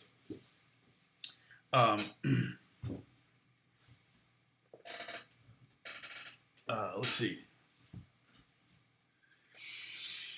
Whew. Yes. Yeah. I'm lousy at looping.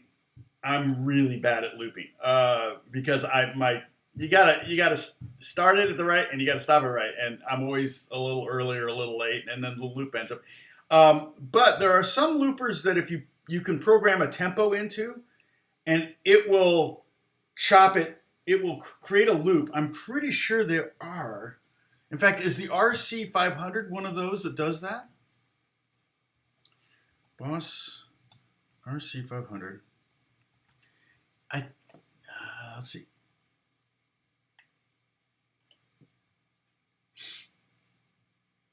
I touched my face. Everybody take a sip. It does have a tempo thing. It does have a memory too, which is cool. So I'm assuming you could have a lot of different stored in there. I'm not sure how many does it say? Well, 13 hours of 32-bit stereo record time. 99 recallable phrase memories. So you could have 99 different phrases in there already set up. So that's kind of cool if you wanted to do that. And then track select. Now here's the other thing you might want to do. Let's see, let me look at the back of it. Okay, so the back of it, instrument okay, it does have a controller or expression pedal thing. There's also MIDI in and out. So it might have, and it has a mic in too, which is cool. So are you thinking about using it for voices too? You could have harmonies, and they're already pre-recorded, which would be kind of dope. But I'm assuming because it even has the notion of it even has a tempo button, that it will. If you're clicking and trying to do 1 bar or 2 bars and you're a little early or a little late, it'll automatically set it to your tempo.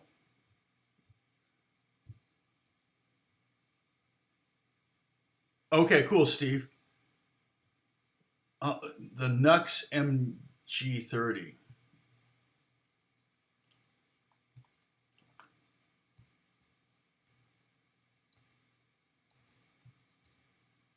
not heard of that. Nux MG30. Okay, there it is. Came up on Google. Oh, so they actually make their own. Okay, so this is the name of the company. Oh, American Musical has it. Okay. Let me just check it out. Let me go to American Musical and check it out. Oh, it has an amp modeler in it too. Oh, it's multi-effects. I see. So it does a lot of things. Oh, and it even has song titles like John Mayer's Slow Dance and all that. So that's kind of cool. It's got a pedal so you can do wah. It's kind of dope. For $300, you can't beat it. More coming. Oh, they don't have any right now at American Musical. Kind of cool though. Looks like it could be cool. Yeah, the Boss RC500 is specifically for looping and pretty much just does that. I mean, does it have any effects in there? Wait. Ah. You can tell I clicked onto the Discord. Memory value, memory. No, pretty much just loops, which is great. And then, and you can have 2 tracks at once. You can edit the volume of them. That's dope too. So there's a lot of things going on there that's kind of fun. I got, because I was doing some loops for a movie, but I was doing it mostly for specs. I forget what movie it was. It may have been Transformers, one of the last Transformers movie, I think. And that one, what did I get? I got, I don't even know where it is. Oh yeah, this thing. And this one probably has a menu, so I'm assuming it has all sorts of weird things. But basically, this thing has you can have it so it just plays it once. You can have the tape stop, which is kind of cool. I never used it, but it plays it, and then you hit this button, and or I forget which one, maybe the stop button, and it slows down and stops. It's like a tape deck. There's a fade out one, which is kind of cool. So you have it, you put the effects on you want, and say you're doing a song, and when you get to that part, you hit the effects button, and it fades out and you can control the decay here. So how fast it fades out. Double, hold, reverse. Double is twice as fast, I think, and then half as fast. So you can slow them down, speed them up. So that's kind of why I did. And then reverse is really the cool one. To me, that's like the reason to buy this pedal. And it's got MIDI ins and outs too, and also USB. It's got dip switches for different mode things, and an stereo in and out if you want. And it's got 2 loops, and you can control the volume of it. But you can also, and you can store, but it doesn't have a big memory. I think that's probably what the USB thing is for. You could probably either put maybe a USB thumb drive in there, or you could put in an external drive maybe and access stuff through the MIDI. I don't know. I didn't really use it to that extreme. I just used it to create some weird sounds and then reverse them and speed them up and slow them down and everything. And this one, the Ditto is, how much is the Ditto? I would say, but for Gary, your thing, yeah, drums, I think for your thing, the Boss one makes the most sense. That one, because you're going to be using it to sing with and stuff.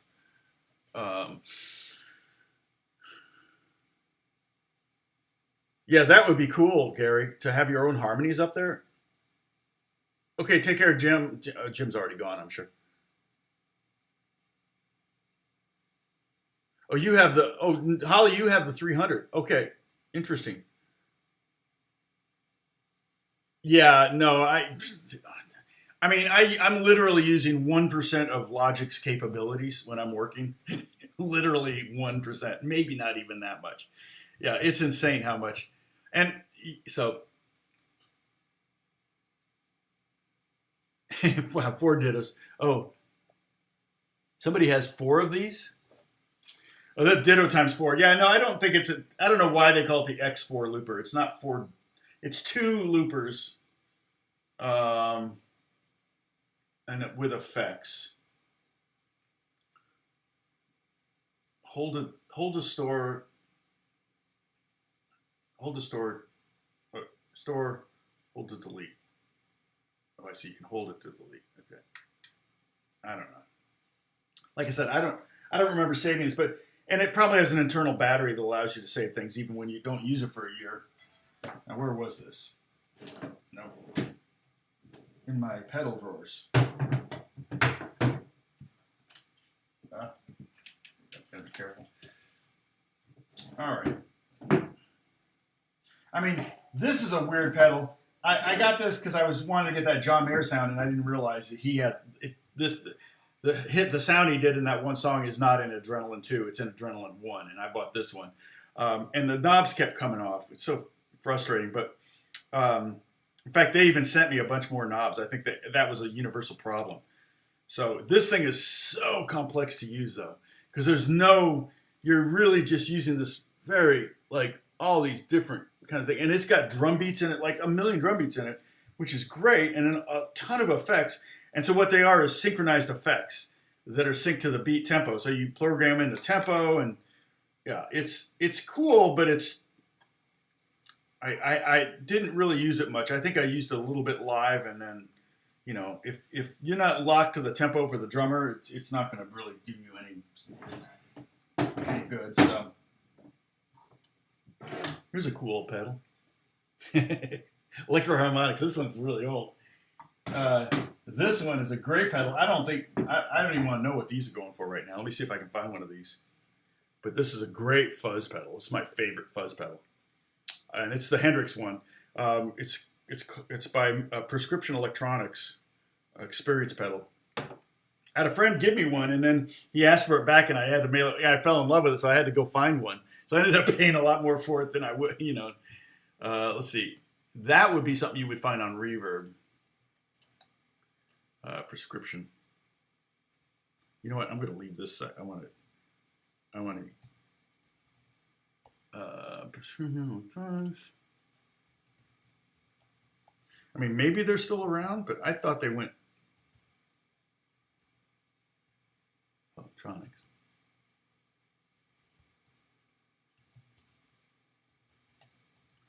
Of course, if it's worth a lot of money, all of a sudden it may not be. Nah, it's about and yeah, there's $500. That's pretty much what I paid for mine. Here's one.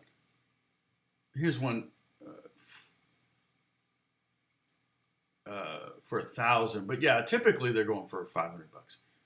I mean, maybe it was $300. Here's one's exactly like mine, except the knobs are different. Same color and everything, and it's $450. So they're not ridiculous. It's not like a Klon pedal that Alex won't let me live down. That he found a Klon pedal and it was $500, but he was like 16, 17 years old. And he calls me, "Should I buy this pedal? I think it's worth more than they have it for." And I said, $500 for a distortion box? And look him up now. What are they, $5,000? He's like so mad. He's like, "Man, I could have had a Klon on my pedal board." I know. He goes, "Yeah, you're not going to get one now." So,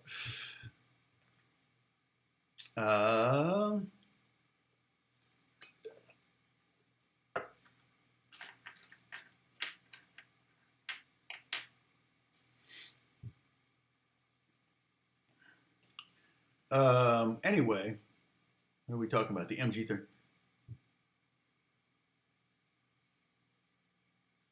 Oh, I think the MG adds amp emulation in the three. Oh, my amps keep. I know. Tripping breakers. Yeah, yeah. I think on my vintage Marshall. I think I fried the power supply for the second time. So I'm on my second power supply for my Marshall, and now I got to go at some point get another one. I don't know. I have to fire it up, make sure that wasn't it. It could have been a fuse, but usually when a fuse goes, it just goes. This was starting to go like not good sounds, and it was like, oh man, the power supply. You know, and then when you take it in to get it fixed, they see a vintage Marshall and they think they can charge you a lot of money because it's like, just put in a, you know, and I don't want a vintage Marshall power supply. I would probably want a Mercury Electronics power supply. They're the best. And they sound like Marshall. I mean, they're totally legitimate power supplies. They're like, that's what they do is they create new power supplies that are made to the vintage specs. In fact, the guy, Sergio is the owner of that company, and I know him. And he is a complete geek about it. So if you need a power supply for an amp, make sure you buy Mercury power supplies. They're really the best. So let's see, what else? How many people we have? Yeah, we got up to 36. That's pretty good for lately. So I'm gonna do Ask Me Anything on Monday, okay? And then so if you have any more questions, put them up. We've already got a pretty good list of questions, Holly. Holly is putting them up on a Google Doc for me, so I can kind of go through them, and that way I can copy and paste them into the OBS software. So we have, like, here's what I did last time. I don't know if the question's still there. Yeah. Oh, can you remember? Yeah. So, and that's a question that Lena asked, and I don't know that I really answered that one, but that's I'll answer that, and then we're gonna start a new series for the time being. Now next week, I don't know what my week's gonna be like, because there's an artist that's gonna be in town for the week that I'm working with. I'm writing music with. And he's also a student of mine, occasionally, guitar student. I don't have a lot of guitar students. I really don't do that. So, so he's going to be in town, and I'm not sure how much time, if we're going to be together at all. And like I said, he's going to be, where do the questions go on Discord? That's a great question. So when you find that, put that question in the right spot. Holly, where did we decide? Where did we decide to put the questions? I forget. Let's see. Do we even have we don't have a spot for questions. We have best song titles. I like this. We got a song title thing, because I'm always trying to come up with song titles. General chit chat.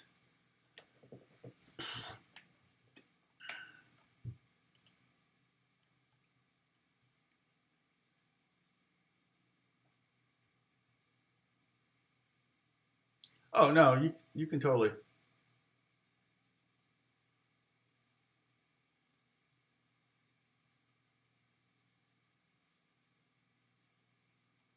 Oh, it's funny, we got the Bieber people in there. So who is that? Justine, she's not on right now, is she? No, not on. Okay. Yeah, I get a lot of asks about unreleased songs, and so there's no known credits. I'll have to do some research and see what song, because definitely I've got songs out there that have been released, that have been leaked, that I didn't leak, because I don't even get copies of these songs generally. Or if they do get leaked, I listen to them in like different versions than what I have. So there's one that got leaked called Raise the Bar that I get asked about all the time, because everybody wants me to do a lesson on it, and I told you I won't do it because it's it's one of my favorite hooks I ever created, but I used a trick to create it, and I don't want to show the trick until the song's out. So it's just going to have to, it may die with me. Maybe I'll do a secret video of it at some point that gets released on my death. How about that? Okay. I'll leave directions in my will to make public that hook when I die. So the funny thing is that Raise the Bar was actually in the running for the previous Bieber record. It was at least written on one of the 3x5 cards that they had on the soundboard, and it didn't get put on. There were 5 songs that I co-wrote on the soundboard, on the mixing console that had on the 3x5 cards, and only one of those, which was ETA, got released. So, but a lot of people want me to release songs or give them insight on something. I don't mind giving them insight if I know something about it. Like, oh yeah, that's me. Yeah, I wrote that. Yeah. So and Star wrote the top line or whatever. If I know who wrote the top line, I'll say that. But yeah, so Tom's text chat. Yeah, that looks like that's right. Thanks, Bruce. That looks like that's where I saw this one. Yeah, Tom's text chat. Yeah. Put questions. Oops. Here. And the question, doing the AMAs are good because they also give me an idea of what people are wanting to learn and know about, and musically speaking, guitar-wise. So that kind of helps me with the whole, what am I going to do next? So I think I want to do, I've got a few ideas. I do want to do a video about my 5 basses, why so many basses. I want to do a video on fun chords for mandolin. I want to do fun chords for ukulele. I think my fun chord videos do very well. Kathy has a question for me. Where is it? Oh, what do I call you? the peanut gallery, I guess. I mean, I'm not sure. I didn't name the peanut H power chord. I did not name that. That's Dennis, who's not here today, I hope Dennis is okay. Maybe he's on holiday. Oh, I forgot to, okay, so speaking of, yesterday I had an eye exam, and I went to my eye doctor in Pasadena just because he's really good. And he's he's always very, very thorough, because he's always concerned, because I'm blind in my left eye and my right eye sucks too. So ultimately probably going to be blind before long completely, which is cool because I get an extra tax write-off for it. But so all this time working on my sight reading music is just going to go to waste. I'm like, dang it. Now I got to use my ear. I should have been working on my ear all this time. Of course, I'm going deaf too, so that's not going to be any good. So I went to my eye doctor, and he's in Pasadena, and that's where we lived I lived there for 35 years before we bought our first house. And now we're in Granada Hills, which is only 30 minutes from Pasadena. So it's not far or anything like that, but I get to Pasadena, and Pasadena is a charming city. And when I moved there, it was like, why do you live? Everybody's like in the music business, like, why do you live in Pasadena? It's only grannies and all that. And now everybody wants to live in Pasadena. So the reason we bought a house out here is because every time we tried to put an offer on a house in, oh, that's right, Dennis is celebrating. I forgot about that. Every time we tried to put an offer on a house in Pasadena or Altadena, excuse me, there were 15 other offers. So we just kept getting outbid, and we just could not. We were the only one to put an offer on this house. Kind of made me suspicious, but that's the norm. I mean, when I sold my mom's house in Indiana, we went months without an offer. We had to keep lowering the price because we were asking too much. And so I finally got it down to a point, because everybody wanted to gut it and start over again. It's a neat, beautiful house. I grew up in a beautiful neighborhood and a nice house and everything. But it was very early 1960s style-wise, and so people wanted to, kind of redo it.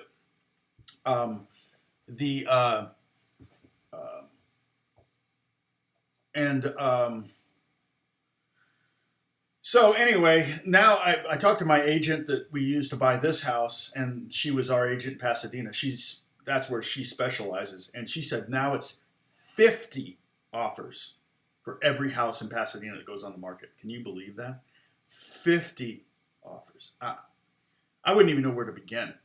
People are getting $200,000-$300,000 over asking in Pasadena. It's insane right now. So anyway, so it went from just happenstance moving to a city that everybody was like, why are you living in Grandmaville, to being in the hippest city in LA, the hippest location in LA right now, the hottest location. And it's just got great restaurants. And I'm just like, I'm walking around Pasadena trying to find a restaurant open, because a lot of my favorite restaurants are only open for dinner right now because of COVID. But I think they're doing 50% capacity in Pasadena.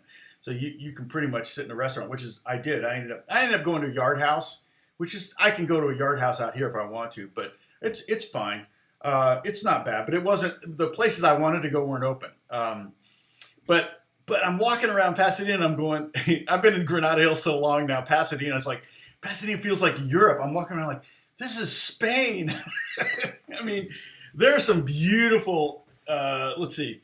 I know a lot of you have never been to Pasadena, so let me click off of this for a second. Let me show you what I'm talking about. I'm going to have to do a couple things. Okay.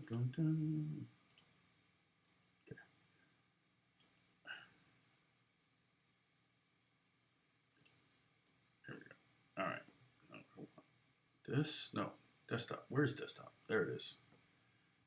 The computer's getting freaky right now. I'm trying to give it too many commands.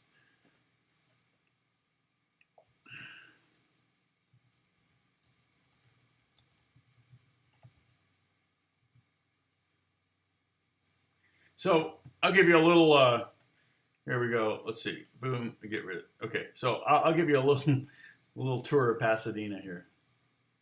It's crazy. And you see this, I'm trying to find a good picture of it, but you see this building in particular in a lot of movies, a lot of TV shows.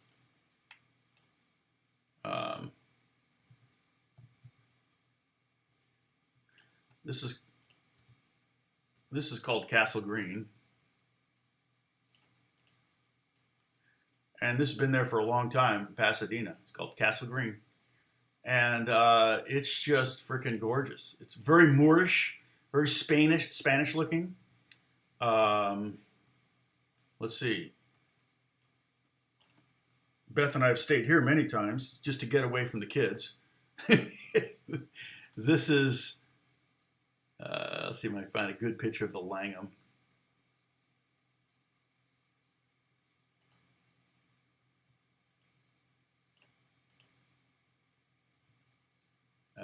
Okay, so here's the Langham. That's a hotel. It was the Ritz-Carlton for a while. Before that was the Huntington. Originally the Huntington. The Huntington family, okay, I'm removing this. The Huntington family have Huntington Gardens, which is gorgeous in San Marino. But you could literally spend, you know, if you're going to LA, you could spend 3 or 4 days in Pasadena and have lots of things to do. So there's that. The Rose Bowl's there too, yep, and the Rose Parade. But that, you know, that's what people think of. But it is such more amazing stuff there than that. Okay, here's another one here's another place that you'll recognize that you probably didn't know was in Pasadena. Let me see if I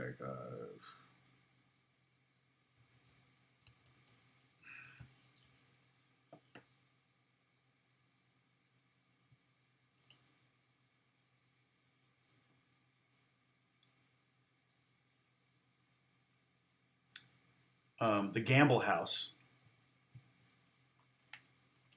And the Gamble House is really cool. There we go.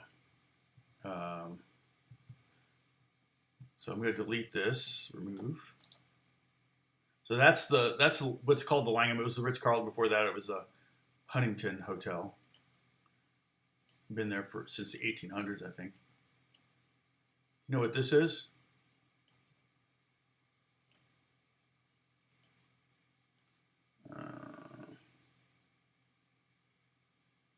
That's the Gamble House in Pasadena. That's Doc Brown's house from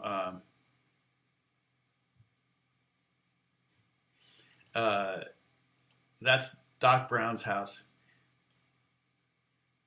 in Back to the Future, which I love. And that's at night. Let's see if I can get a picture of.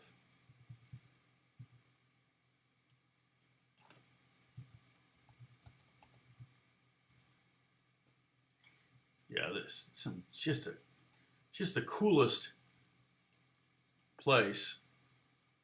We would go over there all the time. We walked over there. It's just gorgeous.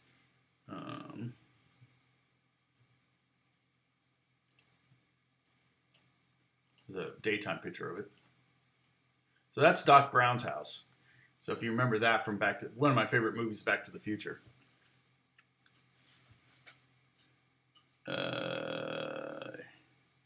Yeah, I'm still alive. You can never leave. Yeah, Hotel California. Did you ever do the tremolo picking thing? I missed a few lessons. Tremolo picking. On the right hand, like classical guitar tremolo picking? I did not talk about that. So let's see what else. I'm in Pasadena. Oh, like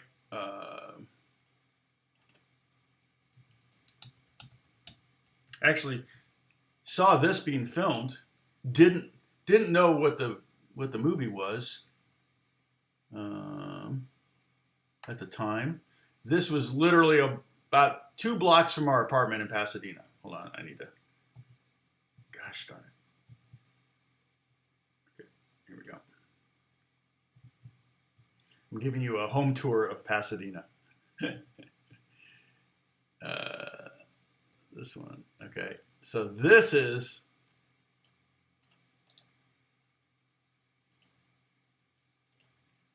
You recognize this? That's the father of the bride house, and that's our neighborhood, except we lived in an apartment up the street, 1 block. Crazy, huh? It's a gorgeous house. If you were to look at it, it's been in the same hands for the same family for years. It's a gorgeous house, though, and this is the neighborhood I wanted to live in. Couldn't afford it, but we didn't put offers any houses down here. That would have been hilarious. You have to have it pre-approved. So, $8 million taken. Yeah, we'll take it. Oh, but I'm not pre-approved, but for $1. There's another. I don't know if you're a fan of this show, but there's another famous house that I went when the show aired, and he was going. The main character was going home. I was like, wait a minute, I know that house. Let's see.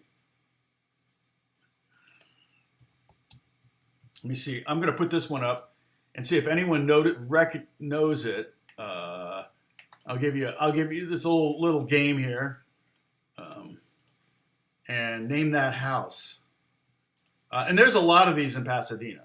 In fact, all of the Back to the Future houses, a lot of those houses are in South Pasadena. In fact, 3 of them are in one neighborhood, 1 street, 1 block in South Pasadena. Okay, anybody know what house that is? Whose house that is? I literally walk by this almost every day just going for a walk.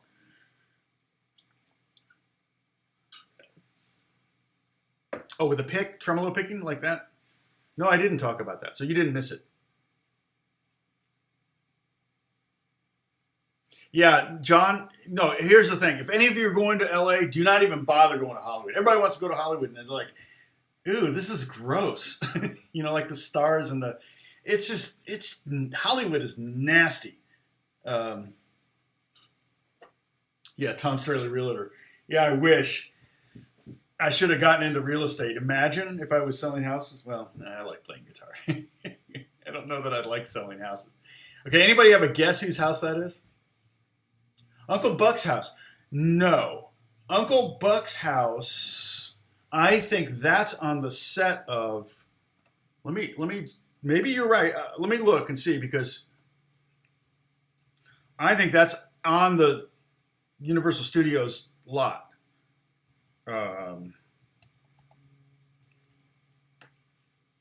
Oh, maybe not. Oh, that's all. Oh, you're right. It's the same house. So wait a minute. Uncle Buck house. So it's also Uncle Buck's house. Oh, wait a minute. No, that's a different house. It looks like it, though. It's a different house. Where is that?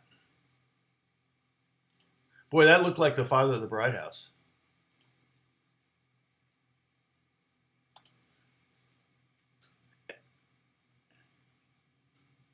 Oh, yeah, that was Evanston. Yeah, because yeah, in fact, yeah, Evanston, because he would film. John Hughes would film all his movies in Chicago. Yeah, it does look a lot like the Uncle, but this one, no, this is not Uncle Buck's. No, it's not, no, it's from a TV show. Oh, lesson 188. I did tremolo stuff. Did I talk about it, or maybe I did? Thanks, Bruce.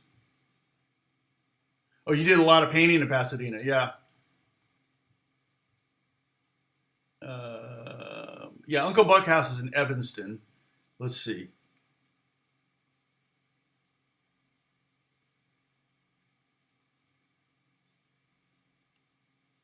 Yeah, no.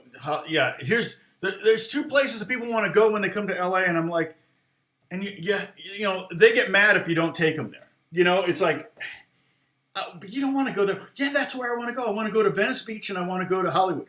Like, those are the two ugliest places to go you would ever want to go. I mean, it's just like, it's kind of like going to Paris and going, yeah, I just want to see the Eiffel Tower. It's like, yeah, Eiffel Tower is cool, you know, and you can see it from everywhere. So you don't even need to go there. You can see it from everywhere in Paris. So there's like a million other places I'd rather go to than the Eiffel Tower, where there's just long lines, a lot of people, a lot of tourists, all that kind of stuff. That is Don Draper's house from Mad Men. So I did not see them film any of that. But if you're a Mad Men fan, that's Don Draper house.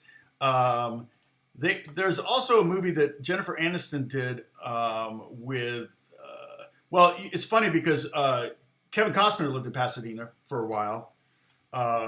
When he was married to his first wife and kids, he actually went to my church in Pasadena. And he filmed a movie, Kevin Costner, with, what was the name of that movie? With Jennifer Aniston. And it was kind of like a Where Are They Now for The Graduate? Like, Jennifer Aniston's dad was Dustin Hoffman, maybe? I mean, I know Shirley MacLaine was in it, right? No. Shirley MacLaine played Louise. Who was the mom or the lady in, anyway, The Graduate? I can't remember. Yeah, beautiful homes though. So, all right. Well, I'm going to sign off because I got a bunch of stuff I got to do today. So I need to get going, and I'm going to have a shorter day today because I got other things going on tonight. Yeah, but you can enter like Don Draper's house. You can enter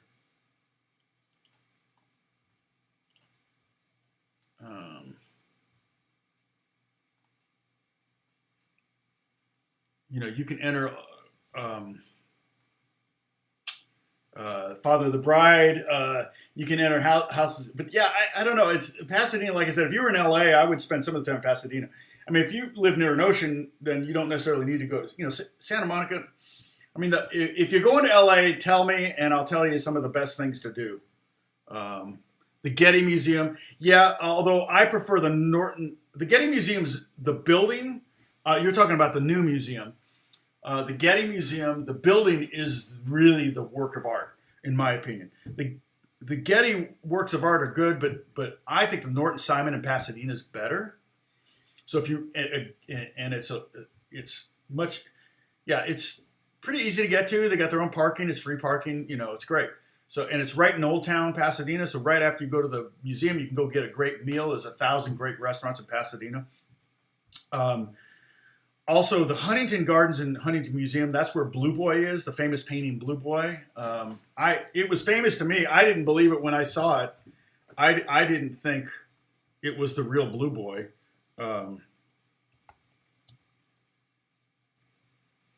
And Pinky is there too. They used to face each other. I don't know if they still do that or not. But my mom had a poster of this in the bath. It's a quarter bath. If it's just a toilet, it's a quarter bath. The quarter bath in our utility room in our house, my mom's house in Indianapolis. She had a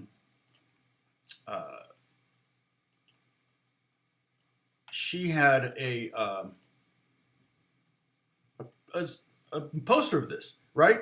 So I grew up my whole life thinking that this was a very, very famous painting because it was in a poster that was in my, house as a kid growing up. And so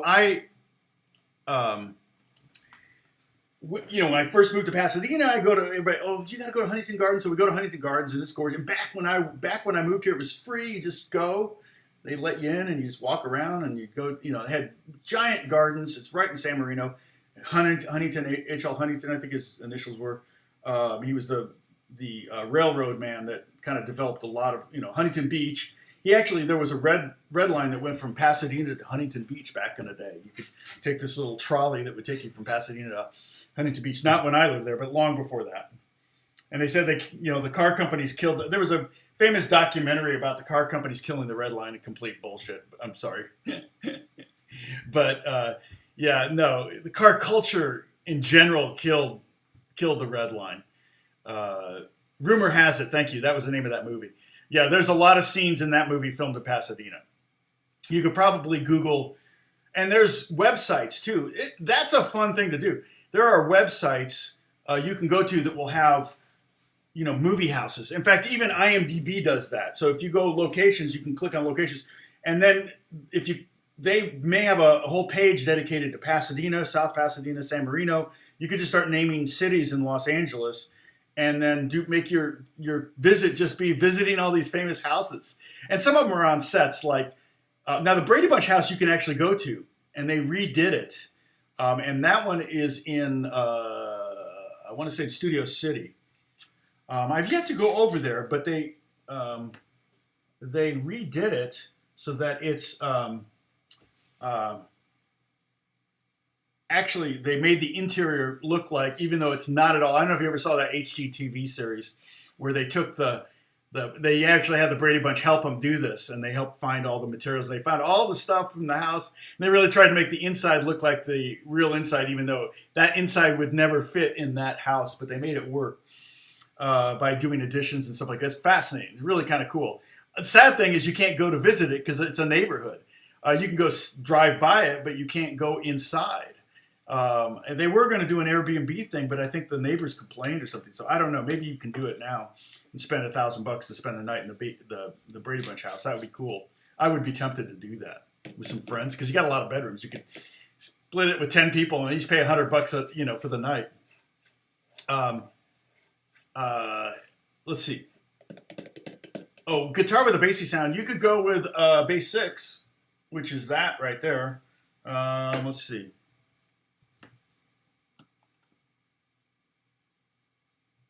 What am I looking for? Here we go. See if I can find one here. I mean, I don't know if they still make these. Yeah, they do.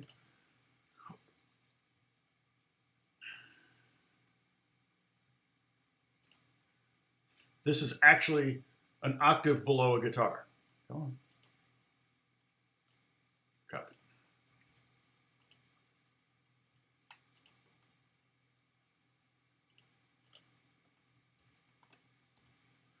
So check that out. That's a bass 6. That's what I have. It actually has a tremolo bar, which is really cool. Not that I've ever used tremolo on bass, but you can if you want to.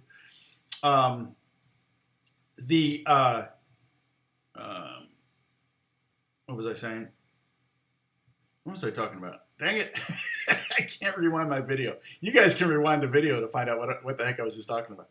I got all these windows open. I got to close all these windows. Oh, but anyway, I was talking about the Blue Boy painting. I went into the Huntington to check it out with friends, and I go there and there's Blue Boy, and it's a big painting. Like it's the size of this. It's a very big painting. And it's in this big room with a bunch of other Gainsborough paintings. This is the kind of paintings you see at the Huntington. So it's not like there's modern art. It's not really an expressionism or there's no Picasso, nothing like that. There may be Renoir, but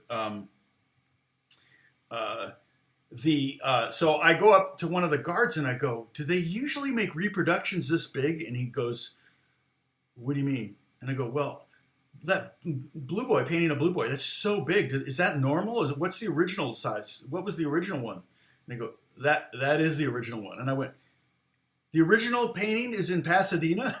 I had no idea. This because I was thinking little town Pasadena. I'm moving from Indiana, and I thought that was in the National Gallery, or I thought it was in the Louvre or something like that. Because I grew up looking at that painting every day in my mom's house because she had a copy of it in the house, and I didn't, it was a famous painting, but I didn't know such a famous painting was in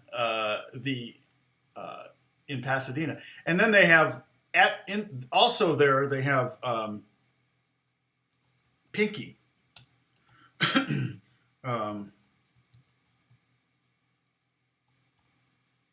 So Pinky is apparently supposed to go with Blue Boy. And so they face each other. I think they may be siblings, or they may be the same painter. I forget the story. It's been forever since I did it. But here's Pinky. Oh, got to make Pinky smaller. Here we go.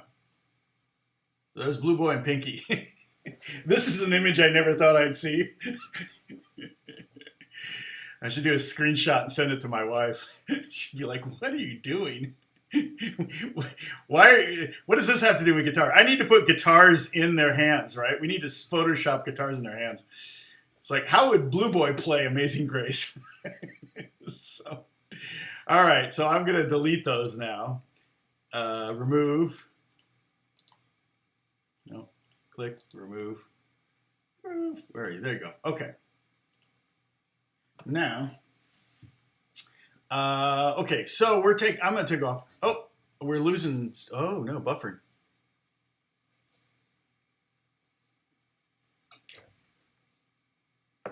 Very, eclectic electric lesson today. Yeah, total all over the place. But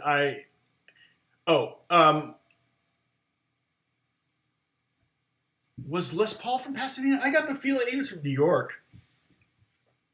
There are a few people who grew up in Pasadena was Julia Childs was from Pasadena. Now, her father was in the military, so she kind of grew up in. I think she was, or she was in the military or something. But she lived in Pasadena. I don't know if she was from Pasadena, maybe. All these squirrels. Let's see, where was she born in Pasadena? She was 6'2". You're kidding. She was born in Pasadena. Yep. Had no idea she was 6'2". Is that right? Where did I see that? That's weird. It was. She lived in Montecito at the end. Yeah, Montecito's gorgeous. Yeah, she worked in World War II. It's crazy. She's a fascinating character. In fact, I think the movie Julie Loves Julia or something like that. I forget that. It was a good movie. It kind of dealt a little bit with her World War II kind of thing. Oh, and they've got her kitchen at the Smithsonian. That's cool. Yeah, she seemed like a really cool lady. So, Pasadena, California. Let's see who's notable. It'll have notable people from Pasadena. List of people from, and they have their own list. So a lot of people. Now, if these people are from Pasadena, musicians, Phoebe Bridgers, well, Phil Spector, interesting. David Lee Roth, yeah, knew that. Eddie Van Halen, yeah, Alex Van Halen. Yeah, that's pretty much the big names from Pasadena.